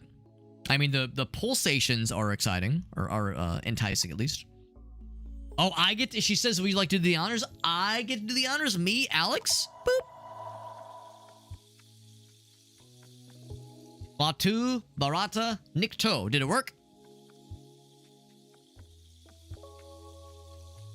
I didn't think I could get so excited in my old age. Oh my. I am palpitating right now. I am experiencing the vapors. We must remain diligent. We clearly have good cop, bad cop. We have like nice, warm parent and like cold-hearted bastard parent. Nice mother and like and tough love father. Feign a little bit of excitement, please. If anybody gets done with their shit, you gotta move them. You gotta move that shit. And I suspect this guy'll be the first one. Oh, he looks like he's there. Oh, you can just move. You don't even need to deconstruct. You can just shmove them. Well, that's nice. In that case, I'm gonna say fuck this one, but don't actually fuck it. And just shmove them.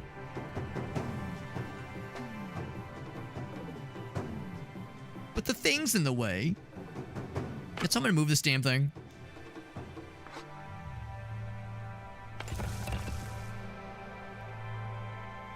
Nothing to gather.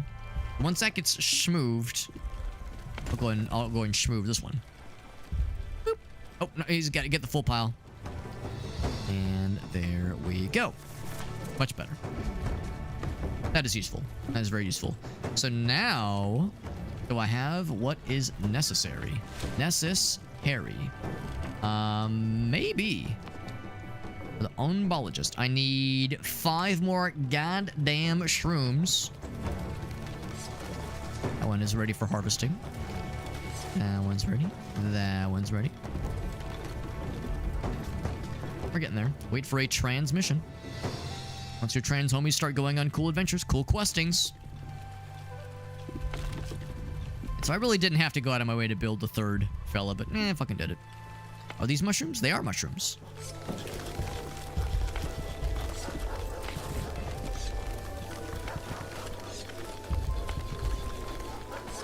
Now, granted, maybe I should be waiting a little bit longer, but it's fine. So I've got a strange transmission going to your DMs right now, Alex. That is exciting. I might see if there's like an opportunity, like a nice little breaking point where we can jump in. And a meowment here. Surely that's enough mushrooms, though, right? Surely. Surely. Yes, it is, but now we're low on goddamn stone. Because, actually, I don't know why. I probably built it or spent it doing something. Oh, we're spending, it's the raw stone. That's why we're using it on the slabbies.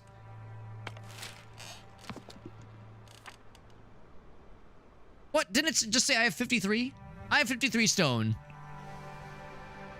I have 53 stone at my disposal right now, and you're here to tell me with your full chest, with your full penis, that I have 35 stone? They're just flipping numbers. They're just flipping numbers. That's not even real. The numbers aren't even real. The numbers are made up. Everything's made up and the points don't matter. So I'm gonna undisable this, which is to say re-enable. 47. It's probably the kind of thing where we have them in our possession, but they're not in our stores. So now they're in our stores. Now we are Gucci inside of and near the coochie. So there we go. Research is back on the menu, boys. Give Onbu a command. Oh shit, we got a crossroad approaching. Crossroad. I would say, ooh, there's something. An abandoned encampment. There's also a mine. Oh, you send out parties for the mines. That's cool. Scavenger hunt for the mines. Yeah. Yeah. Let's go north. Boop. Oh, did we receive a transmission? Are we good? It's working. We received our first transmission. What does it say? Drink more Ovaltine? Oh my. It's scientist lady. Kind of a bad signal. There's a blueprint to upgrade the antenna. It was something. Oh, they gave us a blueprint. Cool. This thing we just dug up a few days ago. How could anyone even have access to such technology? Everything's worked out so far. I wonder if this is fully scripted or if there's a chance that things could indeed go poorly. For things to go south and poopy and not good. Keep an eye out for landmarks. and send scavengers there, right? Hence the need for a scavenger station. And if they know about the Onbu, they might have more info for us, or they could lead us into a trap. Hopefully it's not a trap. Resume.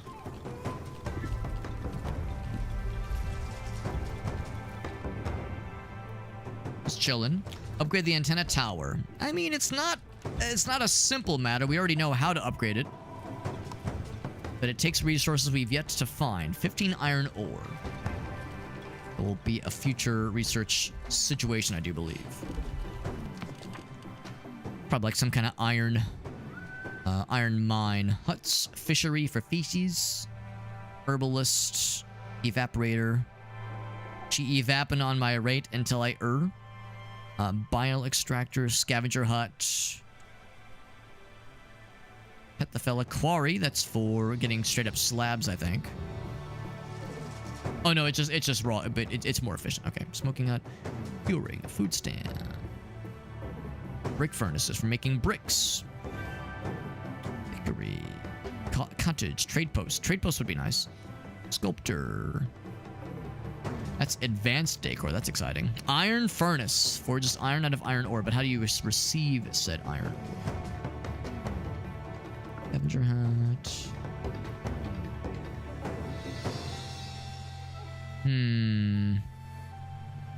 On square. Iron ore. I probably just glazed right over it. Blood extractor. Food and medicine. Quarry is for more. A faster stone extractor. Sawmill is for more. Is it for mining giant trunks on his back? Interesting. Is that one that makes Onbu sad? Hopefully not. Boarding house, windmill.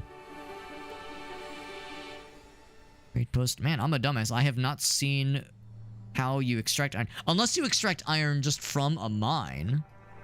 Plain ass mine. Which I guess suppose is possible. Maybe we already have the means to do so, but you... Oh, you know what? Maybe it's through these things. Well, no, it just says... Oh, stone there. Rock. Mining camp. Maybe it's been on the surface this whole time. I just never noticed. Or maybe it's not available in the tutorial. That's possible, too. Except, no, they want me to upgrade the thing. That's not it. There's some way to do it.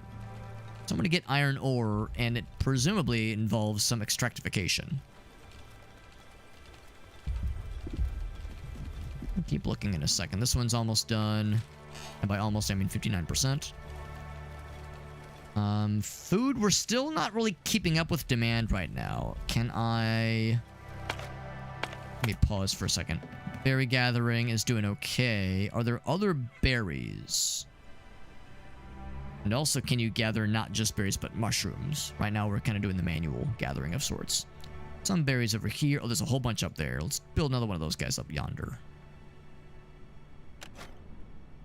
Build. Berry gathering. That'd be cool if I can get all of them. I can get most.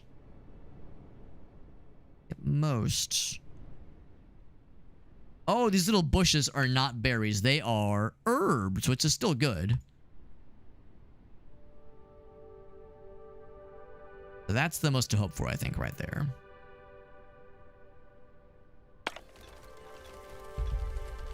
I'm a little bit worried about how we're eating through our food reserves quicker than we can produce them, even with more farmages. I mean, I guess the answer is just even more beets.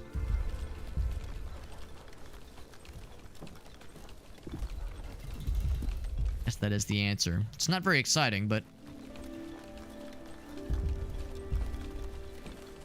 it is something.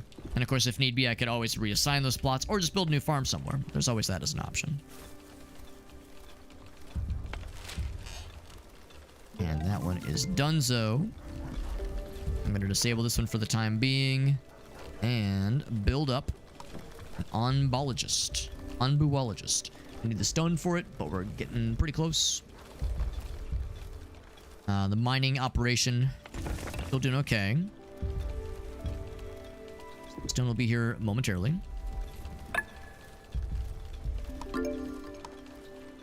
We need planter boys, berry gathering boys, so you may have them. We got a third farmer. I should have done that earlier, honestly. I kind of forgot about that. Research tree, what would be next?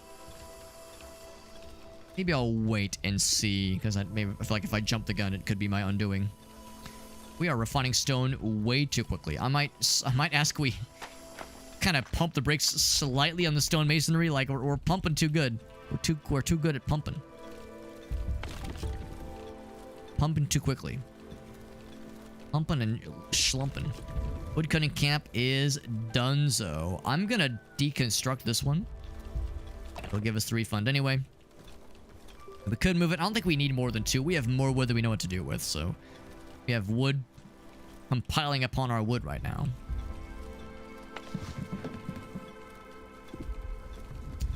There we go. He's working. Working and he's twerking. We have some idle boys. Spending time at the genitals. Devil's playthings. We have... We're getting there with stones. We're getting there. Fire, iron, ore. Maybe it'll just straight up tell me. Fire, iron, ore. All resources. Scavenging. You can only scavenge for iron ore. Good to know. Good to know. So, scavenging is the next big one. Makes perfect sense. Send out workers to scavenge. Yes, that's a rare resource. And we do have the means to do it. So, yeah, let's go ahead and re-enable this fella. Scavenge hut. You already know what it is, baby. Yes, please. We got the stuff for it. And it takes both carpentry and stonemasonry to get to that one. Makes perfect sense. In fact, it wouldn't shock me if that was maybe the next thing the tutorial was going to nudge me towards.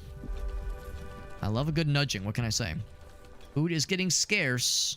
Although now, yeah, now we're like starting to up the ante a little bit more, which is exciting. Seems like the mushroom stores are not getting quite as exciting. We did harvest a whole bunch. There's something over here. There's some mushroomy boys over there. Slowly getting there. So instead of growing, they are decompositioning. I'll go ahead and grab these. What I wonder is if there's a thing I can build or a person I can assign that will automatically seek out the shrooms, the shroomages. Get them automatically for us.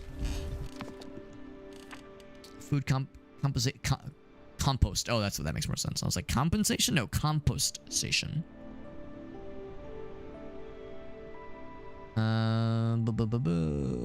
Landscaping. Oh, mycologist. That's a mushroom guy. Plants and harvests them. Yeah. That would not be a shabby idea. I don't have the raw stone for right now, obviously, but yeah, that would not be a shabby. That's the small decor, by the way. But yeah, that would be a good idea, I think. Seems like it's mostly for Onbu food specifically, as opposed to people food. I mean, it's still good, obviously. It's still helpful, but it doesn't help the people immediately. Berry bushes. You can uproot them. Then when there's not enough around, you can uproot them by selecting and can plant them closer to themselves. Huh. The idea is you like uproot one and plant it over her.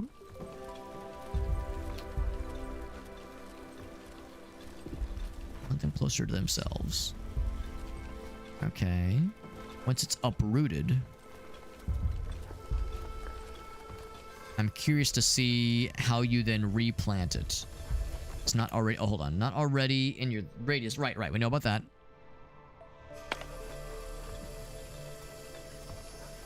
So they harvest and uproot.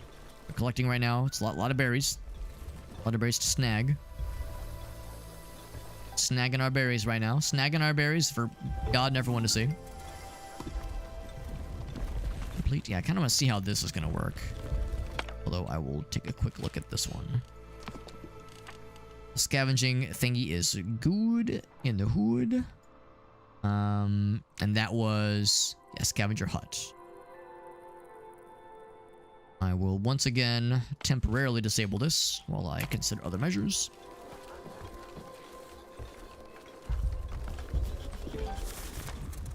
Okay, so he uprooted. I guess he's just going to automatically replant it, maybe? Just going to store it. Oh, no, there he goes. Okay, so they will... Yeah, he looks like he does plant automatically. That's actually kind of cool. It's a nice function. Nice feature. So I suppose, yeah, if you really want to... Same thing there. And there. And there. Why the hell not? That's really nice because, yeah, in games like RimWorld... Take a drink. I just mentioned RimWorld. In RimWorld, I know you can extract, like, berry bushes and shit, but I don't think there's an option to replant them. At least not by default. There's probably, like, a mod for that or something, but... That's a pretty cool feature, the idea of saying, yes, let me replant this. And, these might end up... Actually, yeah, maybe it's more worthwhile to, like, grab some of these, honestly. I was gonna say, I might just go ahead and build another berry bush. Berry gatherer somewhere out here, but it's like, honestly, there's really no downside to just go ahead and knock all these out. As many as possible, I guess. So long as, like, there's room to maneuver. And, of course, we have 2 berry gathering spots. There's one here and one here. As long as there's like, room to breathe, you're probably okay. Maybe I won't go crazy with it, but that's a nice feature. Very nice feature. Do I have the stone? I probably do. I probably do, which means I'm going to continue with the big masonry. Big masonry energy. Bam. And then the fella is getting goods. I'll put it wherever they will allow it, which I guess needs to be near the fella. Kind of a shame that the area near the fella just happens to be great and fertile farmland. A slight inconvenience. And we're clearly a very happy encampment because we're gathering people at a bit of a shocking pace, honestly. And then at some point I should look into building a scavenging camp. Scavenging camp. Mason, carpenter. Scavenger rod. Yep. We can do it. And I guess I'll build it near the tippity top. There we go. Make it so. And then we'll have, I guess, 2 fellas. This will have 2 fellas as well. Needs to be fully staffed anyway. Might as well. Then we need a pantry. That would be storage. No. Storage. No. Storage. Shit. Cooking? Am I a dumbass? Oh, yeah, I am a dumbass. Okay, cool. Don't answer that question. I already know. I already know the answer. Let's put it, I guess, in the middle. Just because we have a lot of food things happening kind of across the area here. So I'll put it right... Oh, wait, no, hold on. Oh, put it next to a farm. That makes more sense.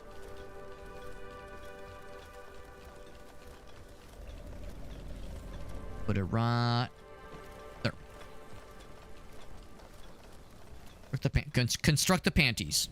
Sorry, pantries.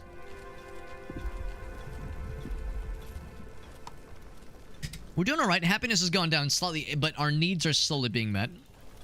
Emphasis on the word slowly. We did go by this guy, and I think we got some tools, which is exciting. There's a party. We could send fellas. We get fun stuff. A fun egg thingy. Some iron ore. I can do it, baby. I was assuming I'd have to, like, do a little bit more micromanagement for that. I'm also assuming it'll be a fairly quick scavenging mission, just because very close to us. Also, our guy's sleeping anyway. Probably a little bit trickier when the creature's moving.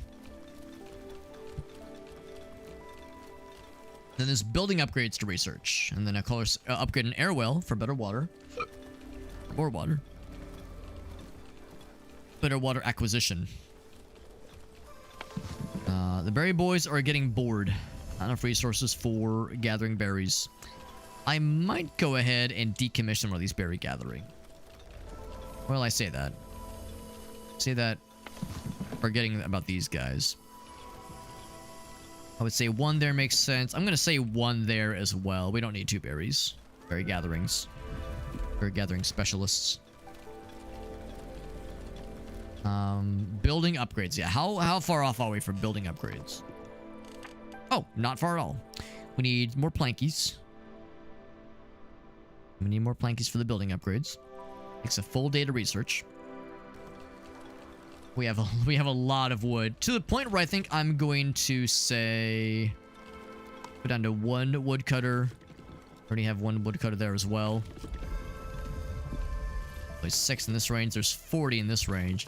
Yeah, once this one gets to that point, I'm just going to decommission it. I'm not going to bother moving it. We have 6 tools available to us, so we're doing just fine. Scavenging has been scavenged. It's done so. Scavenging party's ready. Okay, so we could send more out if we felt so inclined. Salt. Delicious. Rock trumpets. Definitely want more iron ore. Mushrooms. Insufficient resources. Some of these are quite a ways away. Some of these are a ways away. But others... Oh, it's within the circle. This one's a little scary because I don't know if I want my guy... Good. I want him to, like, exit the perimeter. So as long as he doesn't wake up and, like, start moving, we're okay. Oh, that's cool. They like, fly on little hang gliders. That's dope. I was thinking they were, like, climbing down and moving. That's way cooler and very much is in line with the Nazca Valley of the Wind kind of vibes we saw in the intro. I like that a lot. That makes me big happy. Big hap. There were other mushrooms further out. I'll go ahead and grab that one. Berry fella and that berry boy. The others I can snag. That one's snaggable. Snaggable plump and what was it? The thing that people always say. Not domesticated. Submissive and harvestable. Not weird. It's not weird at all, I promise. About halfway there on that. That'll give us some iron, which is good. Oh, and with the iron... that one needs the goods, but we're... Wait, hold on. What does it need? We probably need water, don't we? Have water, yeah. So we're probably... So water is going to start to be an issue for us. I have iron and 2 eggs. We have... Where do we have? It's actually not here. Is it a raw? Well, yeah. We need 15. So I'll go and queue it up. We'll need 15 to make that shit happen. We could just build another air well. That I think makes the most sense. Oh shit! There was like the puddles of water. I kind of screwed the pooch on that. I forgot about that. There was like the puddles I never took advantage of when the opportunity was there. So yeah, we'll just build another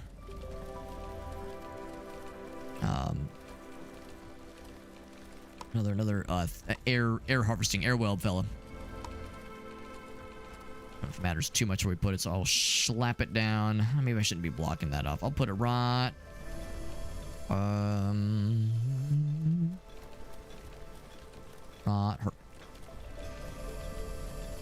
And once it's built, we'll go ahead and give another fella. More water, I think, would help because we're slowly producing more food than we're spending, but it's still happening. We got those 2. We could go for this one next. Fuck it, might as well. Like it's just a free resource thing to just kind of have available to us sometimes. And of course, once you start going that way, then we will. It'll still be within the circle, so no immediate worries for how things were going to go.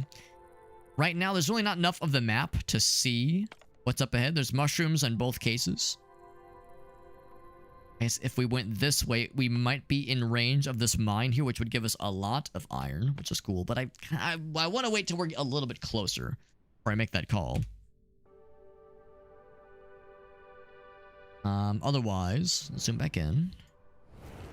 He's been sleeping for a while. I wonder if I should wake him up. He is getting pretty hungry. And he's feeling well rested. Oh, I think he's schmoovin'. There we go. He must have heard me. Heard me talking shit. We'll give him some food to his next meal. How are we doing with clay? For a while there, clay was... Oh my god, we have so much clay. Holy cannoli. We can taper down the clay gathering for sure. And taper down the clay gathering. We are popping right the fuck off in the clay gathering. Like, I didn't even realize, but my god, it's like a lot. And that's a good thing to have. It's a good problem to have, as I love to say, but still, that's a bit much. So that will help us kind of refine faster and balance those numbers out, because yeah, we definitely need more of the refined versions.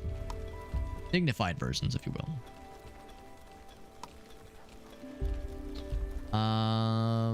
Building upgrades. How are we doing? I think, was it iron that we need? Research the building upgrades. I'm full of shit. We can build it. We can research it right now.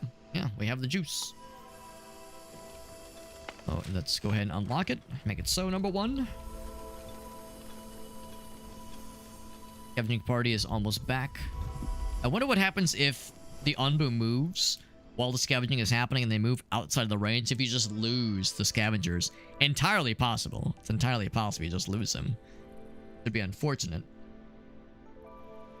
But he moves fairly slowly, so I'm not worried in this case. But yeah, if it's an edge case, like if we would have explored that one and he started moving, then we would have been in trouble. I would say for the time being, we'll probably go... It really doesn't matter. I guess maybe northeast, just because southeast for now is pretty barren.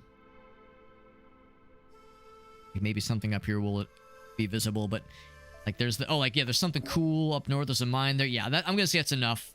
Just, yeah, let's go north.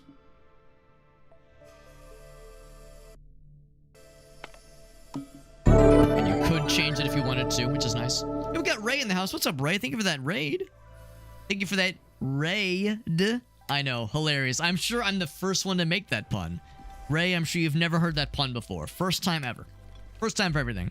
Thank you for that raid. We're playing The Wandering Village, a game you know about as well, because you were playing it yourself. I don't gotta mansplain nothing to you. You know about this game. In fact, this is my first time playing it, so it wouldn't shock me if you knew more about this game than I do. You might be wondering, Alex, what the fuck are you wearing? So, I got a review key for this game from the developer, but we also signed up for the Dare Drop campaign for this game. We signed up for the Dare Drop campaign for this game. Dare Drop is one of my favorite key distribution sites. If you've streamed for a while, you've probably heard of Lorkit or Keymailer or Terminals.io, some of these kinds of sites. Dare Drop is one of my favorite ones. With Dare Drop, if you get a review key for a game, you will also have the option to sign up for extra challenges called Dares. That's the name, Dare Drop, right? You get dares to sign up for where you can strive for optional challenges, kind of meta achievements. And if you accomplish said challenges, you sometimes get extra rewards.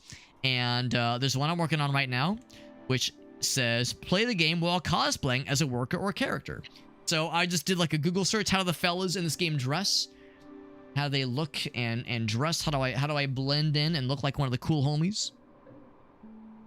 And if I go back in the game, you can see here, it's like kinda how I'm dressed, kinda sorta. Like here's Niara modeling for us. So like they got the little satchel thing like I've got here. They've got a cloak kinda sorta. I don't really have like a good headband thing. I was gonna use one of my wife's hairbands and just turn it sideways and just have it go around in my head. But I didn't want to like just dig through her shit. Like I feel like that's kind of rude because she's sleeping right now. I want to just be rifling through her shit while she's not awake for it. So so instead I got a luggage strap. We just got back from going to Japan. I was in Japan for 3 weeks with my wife and a couple of our friends. We just got back on Tuesday night. So we're like getting back into the regular schedule. So I was going through our luggage and I saw this luggage strap. I was like, perfect, that'll work. So no one has to know.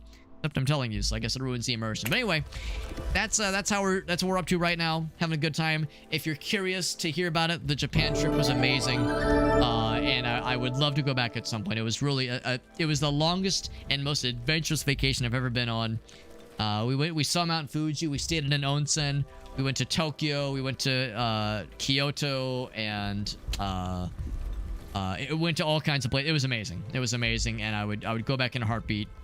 Okay, maybe not a heartbeat, because it It was a long trip, and it was like my batteries need to recharge. My travel batteries need to recharge, but it was a fantastic time. Yeah, we stayed in Osaka for a couple days. We went everywhere. It was a good time. So yeah, Ray, you know all about Dare Drop. Ray and Ballcap, by the way. Thank you, Ballcap Gamer, for that raid as well. Ballcap Gamer and Ray, if either of you have any clips you would like to share. Whenever somebody raids me, I always love to ask if there's any clips of yours you would like to share. If there was anything of yours that you're proud of, any fun moments you want to share with us, any fun clips. If there was anything of yours you want to share with us. It doesn't have to be a recent clip, doesn't have to be from tonight, could have been from a previous stream, could have been from weeks ago, months ago. I'm not picky. But yeah, if there was anything of yours you would like to share with us, I'd love to see it. Love to see what our homies have been up to. And it's one of my favorite ways to express thank you for the raid, because you brought your people to me. The least I can do is try to bring my people to you, have them check out what your content is like. That way that we get that cross-pollination. You know, you're checking out my stuff, I get to check out your stuff. Everyone wins. You know, I want to make it so that everyone's benefiting. I want to just be selfishly me benefiting. I want everyone to get something out of this experience.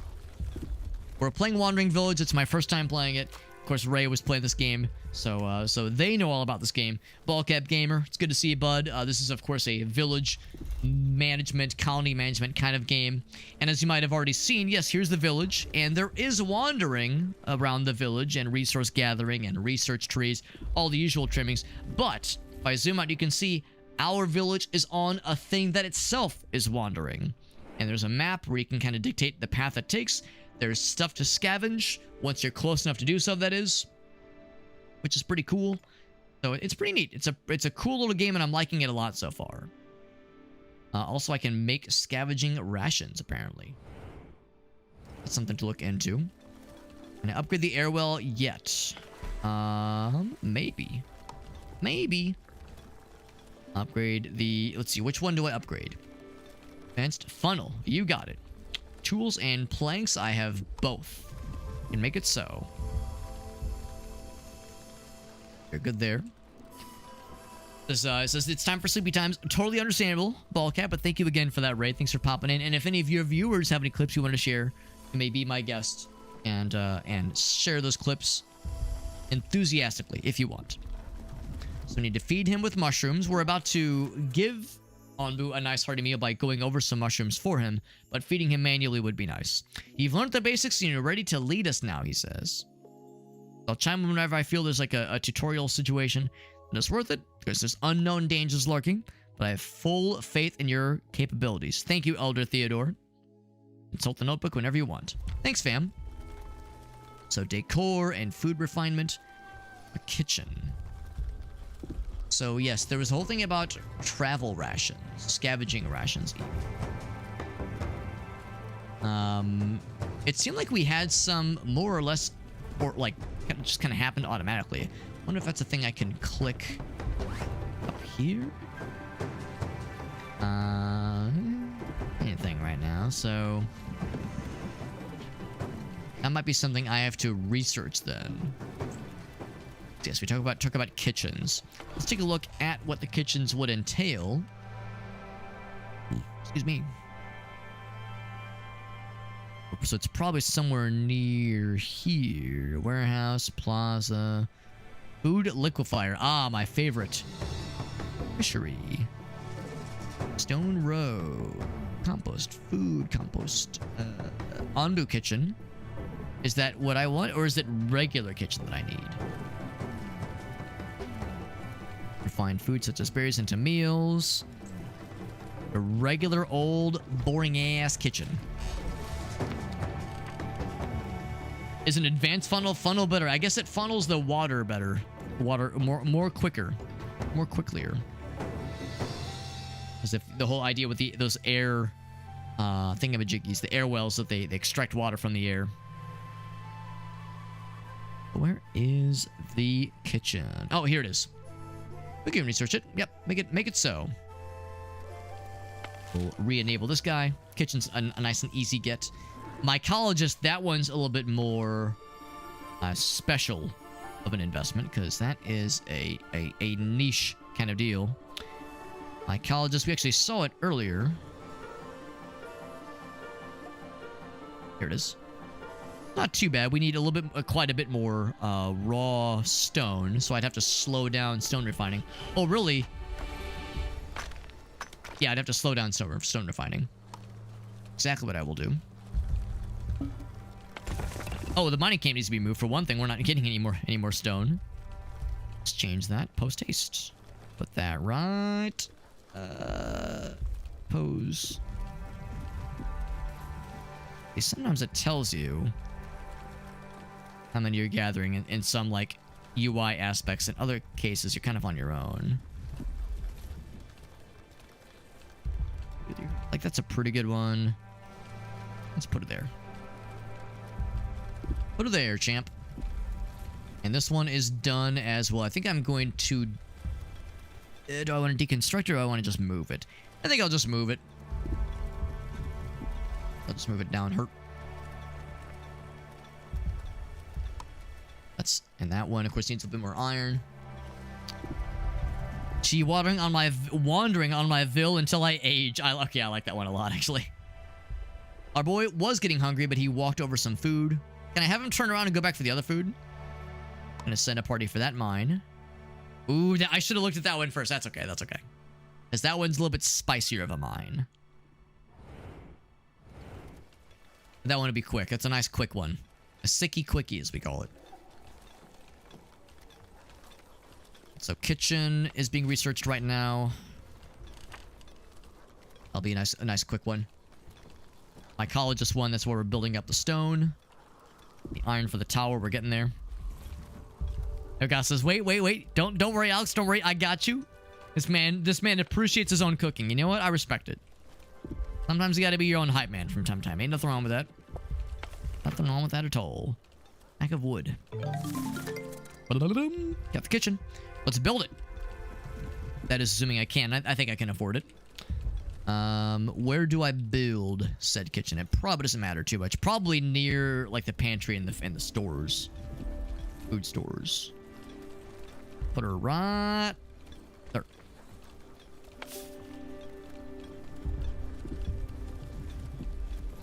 Looking good, Hollywood. And then at least one worker. We'll do like 3 workers. 3 twerkers, if you will. Our food stores are doing okay, but they're going to do better, I think, with the kitchen in tow. That'll be nice.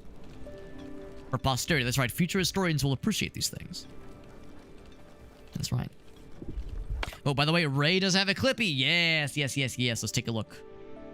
Let's take a look at the Ray clip. The game. Whoops. All right. And then take a little looky-loo at what Ray's got for us. Take a look at their stream, see what their overall vibe is like. That's what I like to see. Something that kind of summarizes what the Ray Demon experience is like. Bloop. Bloop. Here we go. Round flavor. I like what I'm hearing. I don't think mozzarella is a good pairing with crab. I think they're like in the same vibe of flavor. Like they're both round. Yes. Round flavor. I don't know how else to describe. They're both round flavor. You need something that is more spiky flavor?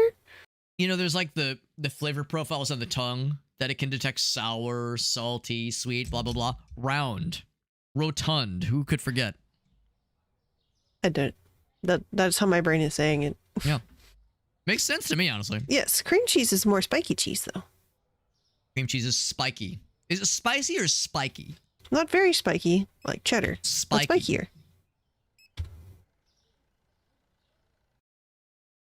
It's one of those things where, like, it's one of those things somebody says, like, oh yes, it's like, it's spiky. The flavor profile is spiky. It makes no sense, but at the same time, you know exactly what they mean. Like, Ray, on the one hand, that's delightful and it makes me happy. And the haters will say that makes no sense, but at the same time, it absolutely makes perfect sense to me. In a weird, fucked up way, so I'm kind of here for it. Thank you for sharing, Ray. Thank you for sharing, and that's the kind of thing we love to see. A good clip that kind of summarizes the vibe. Makes me happy. Sharp. I use that word sometimes. I use that word to describe like a poignant flavor profile that like kind of penetrates past everything else. I call it like a sharp flavor. So yeah, I recognize that one too. Augustus, I'm basically like an Oscar Wilde, Mark Twain guy. I mean, Mark Twain probably liked marked trains. But once the scavenger is done, I'm gonna be hitting that mine. I'm gonna be hitting it real good. We get that salt, we get them irons. Get Jeremy in here, get them irons. And send the party! I want that 10 iron. That'll be more than enough for the big goods. Oops. That is the exciting. Thank you again for that raid, Ray. I appreciate you. And thank you for sharing the clip. That was delightful. It was funsies. It taught me something. It taught me about life. It taught me about flavor profiles and creative wordages. Creative wordsmithery. It's good. It's good. And I appreciate you popping in, hanging out with us. Yeah, we went for spike. Yeah, I like it. Crab is not a round flavor. It's like a... how would I describe crab? I mean, crabs are sometimes shaped round. Sometimes. I mean, they also have like little spiky, like little claw crabby boys. Grabby and crabby. It's like a smooth texture. It's a smooth texture, so... I would say it's not round. It's not... I wouldn't call it square. I wouldn't call it point... Well, what I call it pointy, though. Smooth flavor. Yeah, the texture is smooth, but the flavor is pretty out there, yeah. What is a good round food? Pancakes. Bagels. I know. I'm trying to think of a good... Like, a flavor profile that I would call round. Not the shape... But like the overall eat experience, and you go, wow, that was a round food. But I don't mean like bagels or pancakes. Mozzarella? Yeah, you know what? I agree. Yet another case of like, it kind of doesn't really make sense, but it absolutely fucking makes sense. That mozzarella is a very round flavor profile kind of cheese. So that absolutely does it. That absolutely does it for me. Get the Mycolologist. Mycolologist is being researched, I believe. That makes me happy. Landscaping, food management, but I can't see all the stuff. Open the food management display. Deactivate berries so they cannot be consummated. That is a good idea. Where is the food management display? Wait, summary? I feel like I saw it at one point. Food management. So, berries. By disable, re-enable, disable. I want berries to not be eaten, but I want them to be used to make stuff, make meals. Meals from berries. What do you think berry is short for? Barreled. Barathin. I'm assuming when it's gray. Yeah, oh yeah, it can be eaten. Because I want it to still be refined and be cooked. And still be eaten. Good. We're good there. Mycologist, we're getting there, which is good because he's getting kind of hungry again. Kevin, can send party for some more tools. Can send party for that guy or that guy. We're doing okay on tools. Let's see, more irons probably. Probably more our speed. Don't want to risk it for the biscuit too bad. Oh, the antenna thing, right? Let's see. I want to see. Kind of like, yeah, fatty and subtle. Yes, yeah. Vanilla ice cream is round. Yes, very, very accurate. Bartholomew. Yeah, Bartholomew would make sense. Bartholomew would make sense, but barreled makes me happy. Now we have to wait for someone to contact us to see what happens. He says it's hideous now, but it's beautiful in its own way. Look how beautiful it is. It has like a little library now. It just looks more fancy. Fancy schmancy.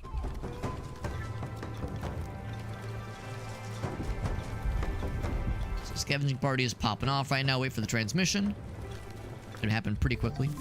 And then landscaping can be researched. The mycolologist has been researched. Can I build the mycologist? I need more stone. In the meantime, oh, what was it? It was landscaping.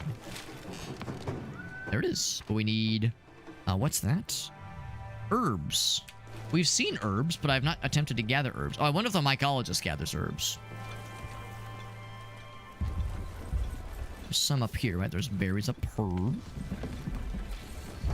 Not enough resources available. Are you sure? Because these look pretty harvestable. They're in your range. Okay, no, he's going. He's going. Okay. There were herbs up here at one point. That's a little sapling fella. That's an herb. So, yeah, ready to be harvested. Got this knowledge about Anbu. Yeah, so I guess you have to. Oh, it's probably like an herbologist fight, I guess. To manually extractify these. That is assuming they can be extractified by regular villagers. Looks like they are. Or can be, rather. But at some point, yeah, at some point we'll need to get an herbologist to do this right. And in automated fashion, so I don't have to micromanage. I'm usually not the biggest fan of, like, intense micromanaging in games like this where you have to, like, babysit every little thing. That was one thing that really got me real bad with, Gord. Gord, the game we played, I think, 2 years ago. That was one of my first Daredrop titles. And I'm glad we beat that game. I'm glad we beat it. Just to, like, say we did it and to, like, see it through to the end. But, like, man, that game became a slog near the end. And I feel bad because, like, the game was made by a developer that had made some other really good games. And they clearly had worked very hard on, like, making the game, and they worked crazy hard at marketing the game.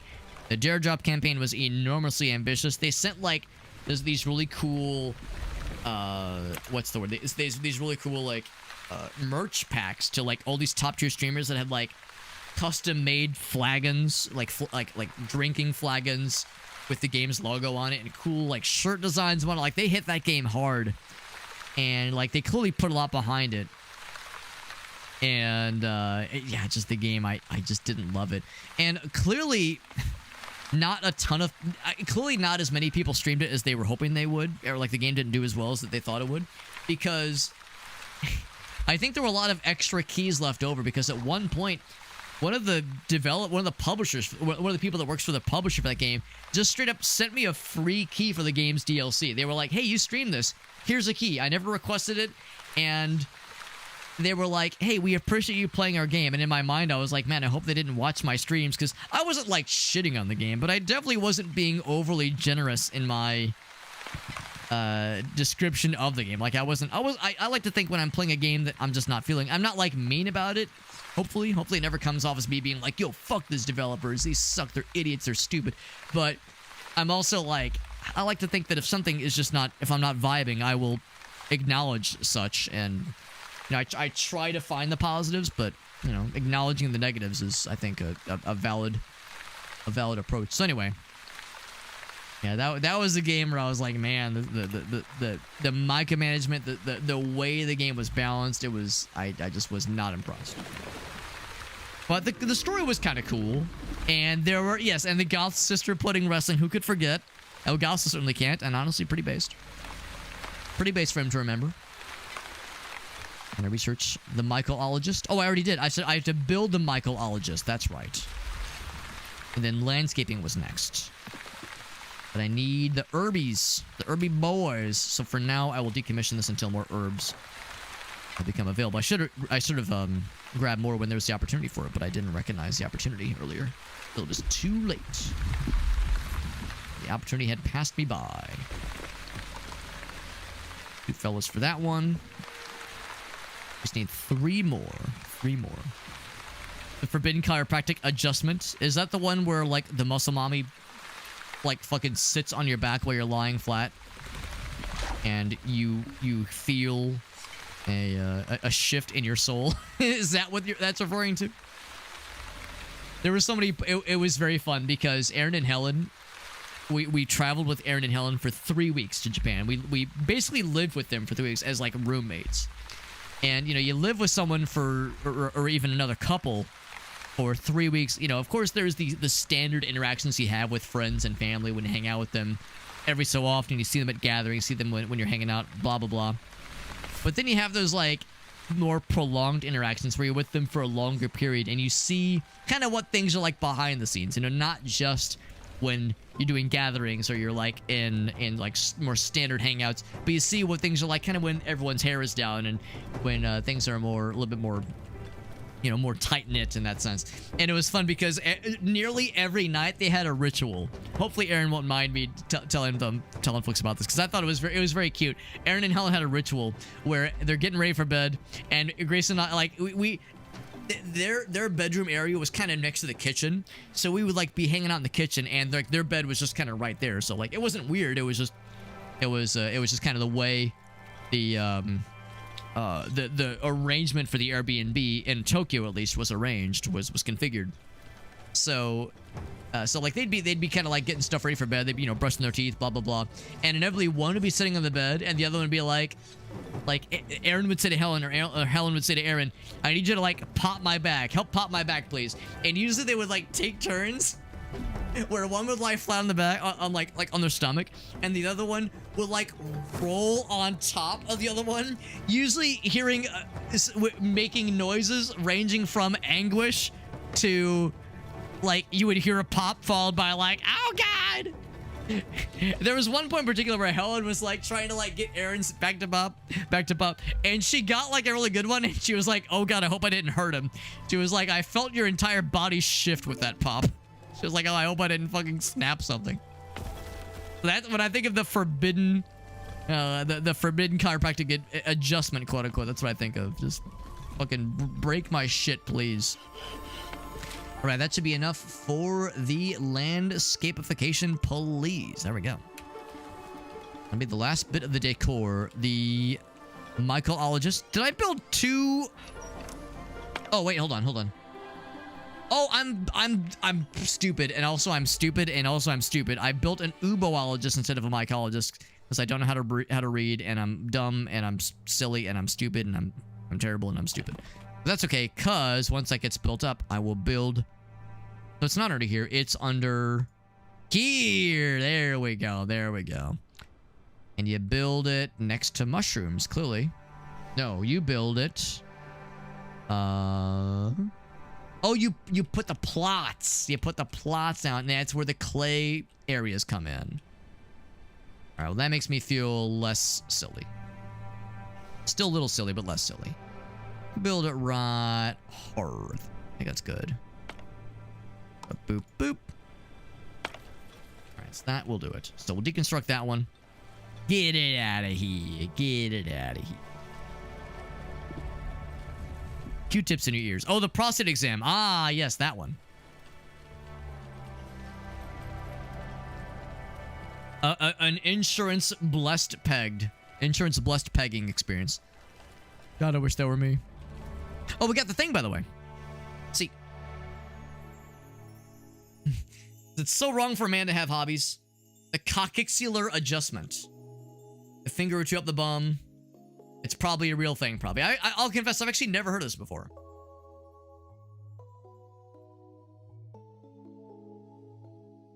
But that would do it, he says. That would fix me. It's the same mysterious benefactor from last time, and it actually comes in clear this time. Connection is loud and clear.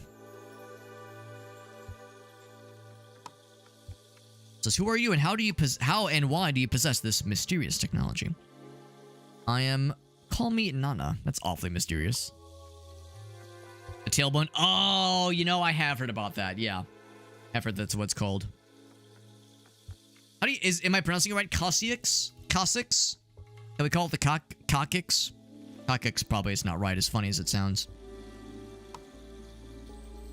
I want to hear about you guys. You're living on an Onbu, which is really cool. We thought these things were extinct. What do you know so much about? So, yeah, and then this guy's like, what the fuck do you know? It's the Cox 6. Not the cock-sex. That's disappointing. But yes, genuinely, it's the cock-sex. Good to know. Good to know. My facility here is in pretty good condition. You can gather a lot of data from all over the world. We have seismometers that capture the rhythm of your fella's walk-ins. His walk-ins and your talk-ins. Melody of its sounds, it's incredible. You got a transmitter going, it's pretty impressive. Told you this would be great, she says. Why did you contact us? Would you like to come here and join us? I'd love to, but the facility... I cannot leave the facility. Something more urgent to be discussed. There's the poisonous fungi, which is getting worse every day. People seeking refuge in our village to get away from said fungi. Despite how fun these guys are, they're not so good. No end in sight, too. Maybe we can get out there and figure out the source of this evil fungus and combat it and dispose of it and get rid of it and get the fuck out of here. How do we combat this plague? This blight that is affecting us. Affecting the fungus. There's relics of the old world. I'll tell you more about them when the time is right. But I have a plan. Now, once we have these relics, just trust me, bro. Run errands, please, and we won't tell you why.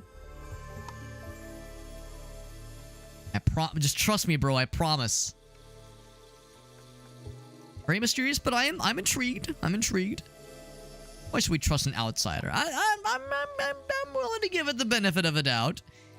But why should I trust you? It's been hundreds of years since anyone has even seen it on Boo. How do I know you're just not going to exploit this thing for your own gain like other humans have before you? Cause them to go extinct. Oh, she Angie. This is none of your business anyway. What if you use us for your own gain? It's probably fine. I mean, she's being a little bit guarded about some details, but it's probably fine. We're doing our best. We're doing our part. It's the leader's decision. That's me. I'm the leader. So that, of course, means that if we would have taken the path earlier to just demolish the strange structure and never even build the transmitter, then presumably that would have set us on a very different kind of quest path. Chiropractics is nonsense. I mean, that's how I feel about it. I know it's a little bit controversial. Some people swear up and down that a chiropractor altered their life for the better. But I mean, I know of cases where chiropractors have, you know, misaligned or misadjusted something and caused problems. So and of course, chiropractors, there's like a license for it, but it's not really like a medical license. And you're very much dealing with medical things. And of course, there's like physical therapy. Like there's things that are more legit. But yeah, I tend to have a not the most positive view of chiropractic. But fingies at the bum, hell yeah. You see this lab coat? What more do you need? My lab coat, my glasses, my contemplative pose. I've mentioned before that when we were in Japan, we stayed at an onsen. Rather, stayed in an onsen doesn't really make sense. We stayed at a ryokan. Ryokan is like the kind of hotel or I guess resort that has onsens built into it, including private onsens like the ones we had access to. So we stayed at a ryokan for basically a day and a half, like one night and part of the day before and part of the day after. And when you stay at a ryokan, they're not kimonos, but they give you yukatas to wear. Yukatas are kind of like kimonos, but more clothy instead of like the like more smoother like velvety fabric that you see with kimonos. They're more kind of like everyday clothing that you would think of with like traditional Japanese garb. So usually cloth can be washed in a plain old washing machine, nothing fancy. And at the end of the trip, at the end of the stay rather, you're given the option to purchase the yukata if you feel so inclined. I did not, just because they were kind of expensive, and Gracie and I wanted to see if we can find some used ones on the cheap, and we did. But Gracie's going to use the ones that we bought to do some other kind of crafty project with. Use the fabric for some other kind of fun crafty project. But anyway, just to get back to my original point, Aaron and Helen, they did buy their yukatas, and Aaron was excited for his because he was saying how, like, he can imagine himself, he's on, like, a work call, he's working from home, he's on a work call, and he would just be, like, doing work meetings, and especially with this webcam on, wearing his yukata, looking very philosophical and very dignified, just, like, doing, like, very like, having, like, a corncob pipe, looking so, like, so dignified, so sophisticated, or like just standing, looking out a window with his arms behind his back, looking very philosophical and very academic, very professorial. He was excited to like incorporate that into his just daily routine, which would be fun. So anyway, when I saw the hand pose, that's what I thought. I thought of Aaron just being like, yes, indeed. I agree, shallow and pedantic. Way to go, Theo, you idiot. Stupid head. About as controversial as climate change, yeah. I mean, I'm with you, but I just know that there are some people that swear up and down, like, I don't care, bro, my chiropractor's great, and they helped me, blah, blah, blah. Like, I don't want to shit on that, because, like, there are, I'm sure, anecdotal cases where it's a positive thing, but I have a hard time seeing the greater practice as not being as being anything short of negative. But I don't know. It's others they swear up and down. It's great for them. So Godspeed. What's up, Dolph Grims? Good to see you, buddy. Yeah, dude, when you're in Japan, you gotta embrace the weebery, man. When you're in Japan for 3 weeks too. It's one thing if you're there for a couple days or just, you know, go to Tokyo for like an overnight stay or what have you, or like for a work thing. You know, if you're there just like I said, temporary basis, whatever. But if you're there to do, you know, to go to an onsen, to see Mount Fuji, to go to Tokyo and Kyoto and Osaka and take the Shinkansen, the bullet train, you know, doing all these great things, you gotta embrace the weed, man. Embrace the weed. That's what we fucking did. Had a good old time, man. I loved it out there, man. Absolutely loved it. Did we get the Michaelologist built? Yes, we did. And there is no plot. Oh, all right. Make the plots. Make the plots and give them some devices. We'll do the usual, like, 1/3 at the start. And then once that's ready, we'll feed the fella. We'll feed the fella. It has a risk, right? Yeah. No crazy necro. Ugh. Terrible. Scary. But maybe temporary relief, which is nice. But don't walk into a random place. Yeah. Yeah, yeah, the risk seems, yeah, concerning to say the least. Needless to say. Yeah, acupuncture seems legit, right? Yeah, and that's the thing. You don't have to go to a chiropractor for acupuncture, which is nice. I know it's a service a lot of chiropractors offer, but it's nice that it's not like you can get those at other various like day spas, that kind of thing. We got another cutscene. Good to see you, Dolph. It was a good time. It was a good time, bud. Just get a massage. Yeah, that's the thing too. Massages sound great too, and it seems like you get nice benefit, nice like, you know, pain relief or discomfort relief at least, without hardly as much, at least, of the risk that chiropractic seems to bring with it. So Relic is in your vicinity. A man who needs your help. He's an oddball, an odd fellow. Doesn't sound like anybody I know. His name is Pidge. He's wearing birds. How do you think he talks?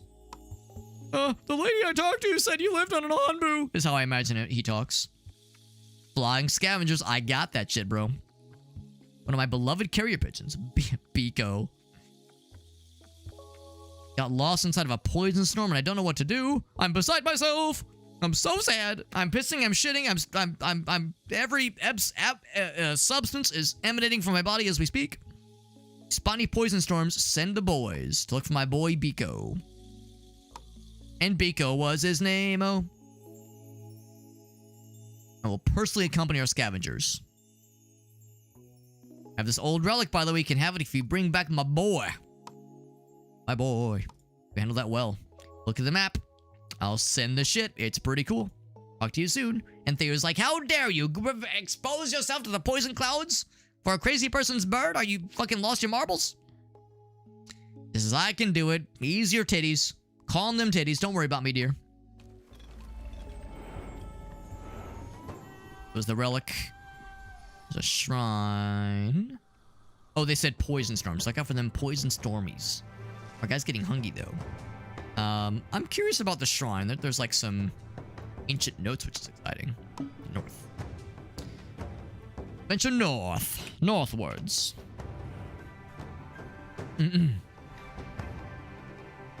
least tried it, yeah. Yeah, which I, you know, is a valid way to do it. Just, yeah, something I personally can't really recommend. Yeah, the risk just seems no funsies. No buenos.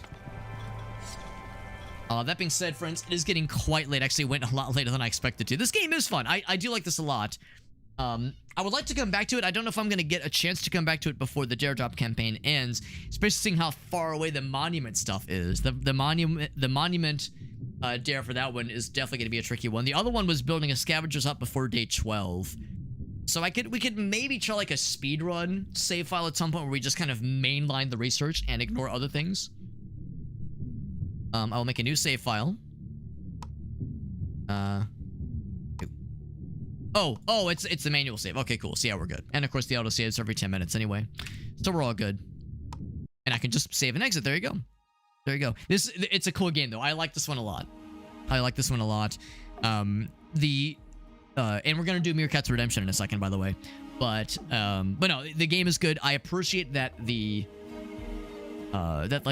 county management and research tree configurations and like directions to give for the Onbu so far at least have been not overly complicated. There's enough depth to keep you interested, but not so much that it feels overwhelming, like a certain couple of strategy games we played recently, to the tune of Frostpunk, of course.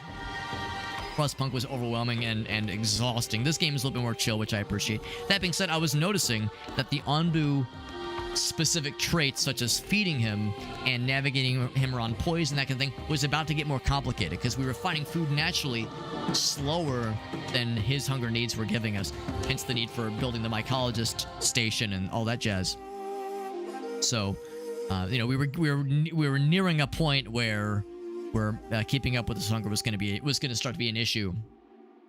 So, the difficulty scaling feels pretty reasonable. Now there is hard mode, there is challenge mode, there's hard difficulty for anybody who feels like they want to just go in on crazy silly mode. But no, I like what I'm seeing so far. And the fact that there's a Dare Drop campaign for this game is great. It means we'll have at least one giveaway key for this game, most likely. For my cosplay will probably count. So if all goes according to plan, we will most likely have at least one giveaway key for this game. Not this Friday, but next Friday, most likely. Really glad we got to try this one out. But we're not done. We're not in the stream just yet because Meerkat has an MS Paint challenge. I promised our boy we would give him the MS Paint experience, and I am not one to go back on my promises. So let's go ahead and scour the Discord DM, see what he's got for me. This is a good one. This is a good one. Who's the fella to the left? Is that? I'll implore the chat. See what you guys think on this one. Whomst do you think this lad is? Is that Cat Stevens and Snoop Dogg? Oh, I get it. Cat Dog. Because it's Cat Stevens and Snoop Dogg. I have answered my own question. I don't know what I expected. Actually, that's untrue. Well, there was no way to know what you expect until, you go for it, obviously. I'm going to resize this down you know what? Yeah, a little bit. Just a little bit. Gives me a little bit more room to work with, to twerk with. Cat Stevens and Snoop Dogg. Yeah, that makes me happy. Oh, Cat Williams. Oh, Cat Stevens is the, hold on. Wild World? Is that the song he did? Oh, baby, it's a wild world. I always remember you, a child girl. Yeah, Cat Stevens. Yeah, that's Cat Williams. And he changed his name, didn't he? Yeah, the very best of Cat Stevens. Yeah. And my iTunes is ready to roll. Cat Stevens. And yes, and Sufjan Stevens. And Mark Cohen. And Porcupine Tree. Wait, what's... Oh, Bonnie the cat. Right, okay. I was like, what did Porcupine Tree do with cat with the word cat? Oh, because Steven Wilson. That's why. Cat is in the name, and Steven Wilson is the composer. There we go. Oh, he did Horse with No Name? I thought that was America. You're probably right. Maybe he wrote the original, probably. Yeah, he changed his name. Yeah, Yusuf Islam. Anyway, so yeah, this is Cat Dog. Let's go and do this one MS Paint challenge. Then we'll head to bed because it's late. Actually, I have to get up kind of early tomorrow anyway. So it's just as well that we're ending the stream on a nice MS Paint note. So here we go, friends. 3 minutes on the clock for this Cat Dog illustration. We're gonna have a fun time. Here we go. 3 minutes on the clock. Here we go. 3, 2, 1. Let's do this thing. Here's the arm. And then the arm. Big, bulging bicep. I'm assuming it's a bicep. I'm gonna give myself a little bit more room here. And then here comes the fun part. And then big, like, caricature head. Caricature. I hardly even know her. I know I make that joke too often. And then... there we go. Trying to, like, emphasize the shape of, like, the jawline.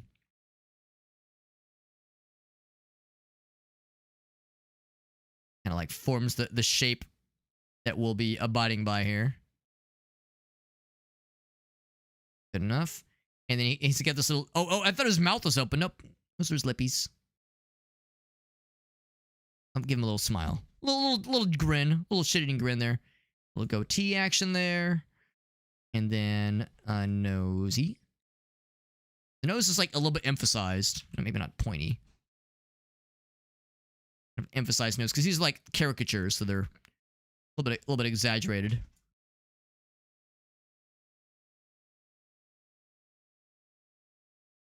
There we go. And he's kind of got this kind of hair braided back a little bit.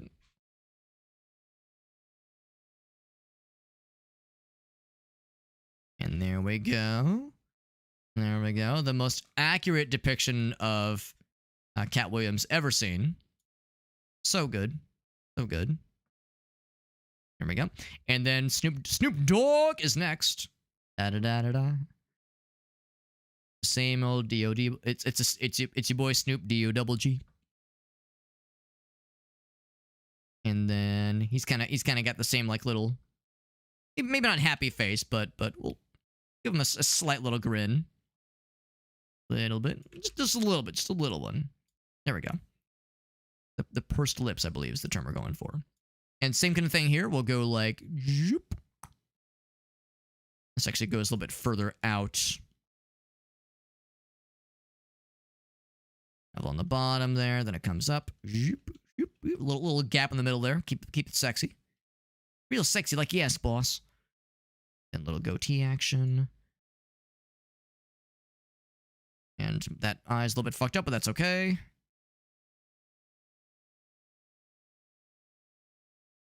I didn't mean to cock an eye, but it kind of works, actually. It kind of works. And this kind of comes down by the ear. There we go. But of course, here's the braids, the classic Snoop Dogg braids.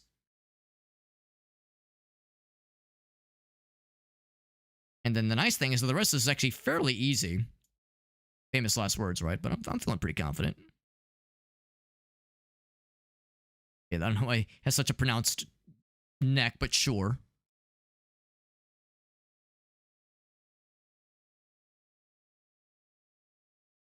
There we go. And what else? What are some other details I need to include here? Oh, the other braids coming down. Guess I need to like a little bloop. Oh shit, I fucked that up a little bit. Bloop, bloop, and then bloop, and a couple fun little colors on the cat dog fur, and then actual pupils, make them not look super ridiculous if I can help it. And of course this is all like pretty two-toned anyway. Oh god. Oh fuck.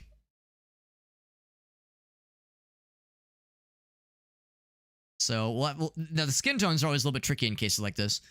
So we'll do that, and then orange, and then I guess darker orange, sure.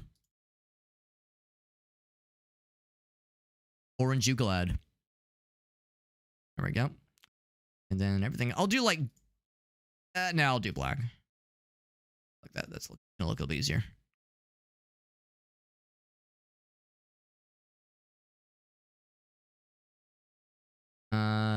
We'll do like dark gray for the eyes. So that the eyes like have some definition, I guess. And I think We're all good. Oh, whoops.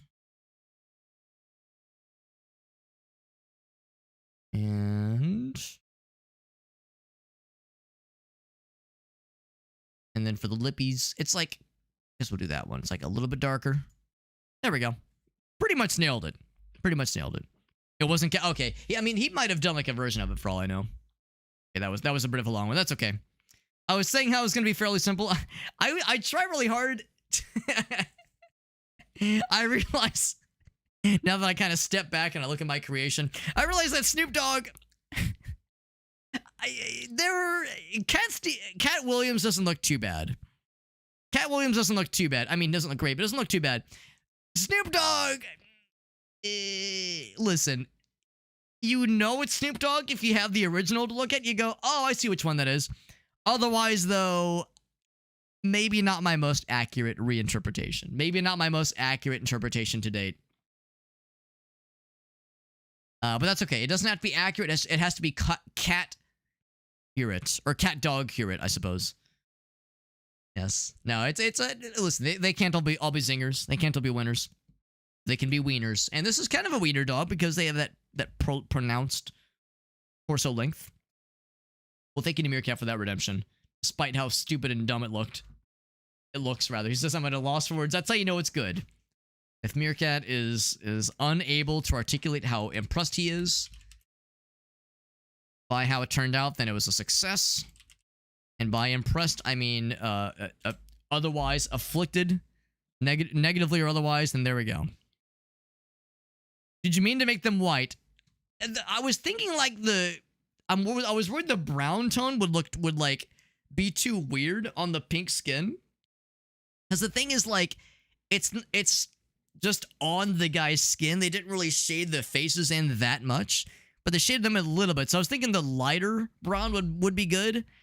The lighter brown was not good. If anything, they looked Latino to me in that interpretation. So maybe not the most lore accurate Snoop Dogg. I think Cat Williams turned out all right, but yeah, Snoop Dogg, not so much. That's what's dog in Spanish? Perro? I know gato is cat. It is a thing. It is one of the things of all time, Alex. That's what I shoot for. Oh, I need to save this one. What am I doing? Not saving off my work. I'll just tell you I'm going to save this one as KATTDAWG. Yeah, kinda. I can see the Genghis Khan. I can see it. Yeah. Yeah, that's perfect. There you go, friends. There you go. Well, that's gonna do it for the stream, my friends. Had a good night tonight. Had a good time. Yeah, Wandering Village, really good game. I'm really impressed. I would like to play more of it. Like I said, not sure if I'll get to it before the Dare Drop campaign ends. We'll see, but we'll at least have most likely one giveaway key for this game, because I hope that my cosplay will count. I feel like it's high enough effort to kind of do something, maybe. We'll see.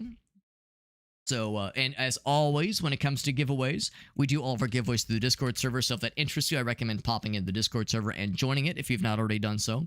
I don't have any of them ready right now, but soon I'll create giveaway channels where you can actually enter into the raffles, which will be exciting. And I think that pretty much does it for the night. So yeah, like I said, no giveaways are open right now. We won't be doing any tonight. I know I usually do giveaways on Fridays, but no giveaways tonight because I don't have any, obviously, because I've been out for most of the last 3 weeks. But yeah, we'll get back to the giveaways themselves next weekend. By that point, we'll have probably one for the Wandering Village and maybe a couple other odds and ends. Hoping to do another stream for Hellclock maybe tomorrow. We can hopefully get that key for Conquest Dark as a giveaway, which would be fun. For tomorrow, by the way, I'm actually hanging out with family for a good chunk of the day. In fact, I have to get up kind of early. So I stayed up a little later than I meant to, but we're going to be wrapping up and going to bed pretty soon here. And I'm going to be hanging out with family tomorrow for most of the day. I'm hoping to be back before too late, just so I don't have to drive in the dark, because it's like a 3-hour drive. I've got family visiting from out of town, and we're going to visit some other family, more in the Carbondale area. We're in Southern Illinois, so I got a bit of a drive ahead of me tomorrow. So depending on what time I get back and how I'm doing energy-wise, we might do... I plan to do a stream of some kind tomorrow, so we'll see. But otherwise, I'll see you guys around. Thanks for hanging out. Thank you to Ballcap Gamer and to Ray Demon for those raids. Appreciate you guys hanging out with us. Shouts to Corky and also that resub as well. Appreciate you guys and gals hanging out with us. This was funsies, and I'm looking forward to more streams. It's nice being back from the trip. Again, you've heard me say time and time again, the trip was incredible. It was really, really life-changingly incredible. I will remember this trip, and I'll be laughing and treasuring the memories from this trip. I'm not exaggerating, for the rest of my life. It was really something special. I would probably go as to say it was my favorite trip I've ever taken. And I would love to do it again at some point, but now I'm in like relax mode and recovery mode and get back into routine mode. And it's nice to have games and streams and you guys to hang out with as like giving me a fun, nice thing to look forward to and not have it just be like, work, fucking responsibilities. Anyway, friends, let's head over raid-wise, especially. Carl just went offline. I was going to raid Jolly Green Carl. He's raided me a couple times, and I've never had a chance to raid him. So no Carl raid. Who's someone else I could raid on into? Who's someone else? Fallen Doll is live. I could see if anyone's streaming this category. Let's see if there's anybody on this category. It's worked out in the past. Finding viewers, or a raid target, that is. Anybody has any raid suggestions, I'm definitely down for suggestions. Yeah, I know Ogasa loves Carbondale. That's his favorite. I can't say I blame you for not being super enthusiastic about it. I'm not exactly enthusiastic about it either. What a weird juxtaposition that'll be for me. Going from Tokyo, perhaps the most densely populated city, if it's not the most densely populated in the world, it's definitely up there, to Carbondale, Illinois in less than a week from each other. And like a matter of 5 days from each other is fucking weird. Weird for my brain to understand. Let's hit up a Fallen Doll because they are streaming Nine Kings. And Nine Kings is a game that interests me greatly. So let's go hang out with them. I think we've rated them once before. Maybe they rated me. I'm not exactly sure. But yeah, this game looks really cool. I watched Alias stream the demo about a month or two ago, and it's pretty cool. Elgas says, don't worry, Alex. Carbondale's nobody's favorite. I mean, my parents both grew up around there, and they both went to college in Carbondale, SIU Carbondale. So I think it's all right. It's probably not their favorite, though. Let's be real. It's probably not their favorite. But it's their all rightest, I suppose. We got Abel popping in. Thank you for popping in, Abel. Appreciate you, bud. That's why they left it. Yeah. Well, funny you say that, Elgasa, because my dad in particular has had experiences where he's gone back for like high school reunions. He's the kind of person to not really be that sentimental and do reunions and that kind of thing. Like, we enjoy our family gatherings, but he doesn't really go super far for like the big nostalgia trips, that kind of thing. But he said on a whim, he went to his like 30-year, or maybe it was 40-year, I don't know, it was like 30-year-ish high school reunion. And he said it kind of spooked him a little bit because when he was there, like, he of course reconnected with some friends that he had from the good old days. He hasn't seen in a long time, but it kind of spooked him because there were some people that never left. And that's not to say that that's bad necessarily, but to him it was weird because they were like just telling the same stories that they all knew from the good old days, and they all still called each other by the same nicknames. It was like a little weird for him, and it kind of like I think it made him less inclined to go to future gatherings of that sort, future rekindling opportunities like that, because like to him it was like, oh man, like, and I want to talk about what people are up to nowadays. Like, do you get married, do you have kids, what'd you do with your career, what'd you do, blah blah blah. But it was like a lot of them, they just wanted to relive the glory days. And there's a Bruce Springsteen song that's all about that. Glory Days is the name of it. And yeah, it's all about reconnecting with an old friend and realizing they're just rehashing the glory days. They don't want to talk about the new stuff because the new stuff sucks, right? Like, sometimes work sucks. Sometimes your family drives you up the wall. Sometimes this, sometimes that. And at the end of the song, it's like at the end of the song, he kind of recognized where it's like, I'm just like them too. I like to reminisce and enjoy the glory days too. So I'm no better than they are. So I like that song for the kind of positive end that it has to the end of it. But yeah, I know for my dad, the way he described it to me, it was like a little bit weird for him. So to Ogasa's point, it's like, yeah, a lot of them do leave, but not all of them do. Now, granted, I live like an hour or so away from where I grew up, and well, I guess I live fairly close to where I was born, because I think I was born in St. Louis, but But yeah, like I'm. It's not like I packed and moved super far away. I'm relatively close. It's the nearest major city to where I grew up, so I really can't talk too much shit. But Abel says that the plan is to not have any friends. No, it's I appreciate you popping in, Abel. Nice popping in. I know we're wrapping up at the end here, but good to see you. Good to hear from you. We're going to raid a Fallen Dull. I will see you guys around. Everyone have a great night. My socials page is in the chat. It has all of my links as always. Social media, Twitter, Instagram. We got that Discord link. Once again, we'll be doing some giveaways probably next Friday. So if giveaways for free Steam keys tickles your pickle, I recommend getting your freshly tickled pickle right over to the Discord server, and you can participate in giveaways once they are available. I expect the giveaways channels will be open probably in a few days, probably Monday or Tuesday, in the Discord server. And that's, again, how we do our giveaways. Otherwise, we got TikTok, we got YouTube. I have the main channel on YouTube, as well as the secondary stream archive channel. So we got lots of stuff. All those links and more can be found below. We'll see you guys around. Everyone have a great night. Thank you again to our friends, Ballcap Gamer, and and hold on, I want to make sure I get the name right. Oh gosh. Oh, and Lunar Sketch. Lunar Sketch also rated. Right, how could I forget? And Ray Demon. So Ray Demon, Lunar Sketch, and Ballcap Gamer. Thank you for those raids. And Quirky Teacher, thank you for that resub. Everyone have a great night. I'll see you guys around. Have a good night. Bye-bye.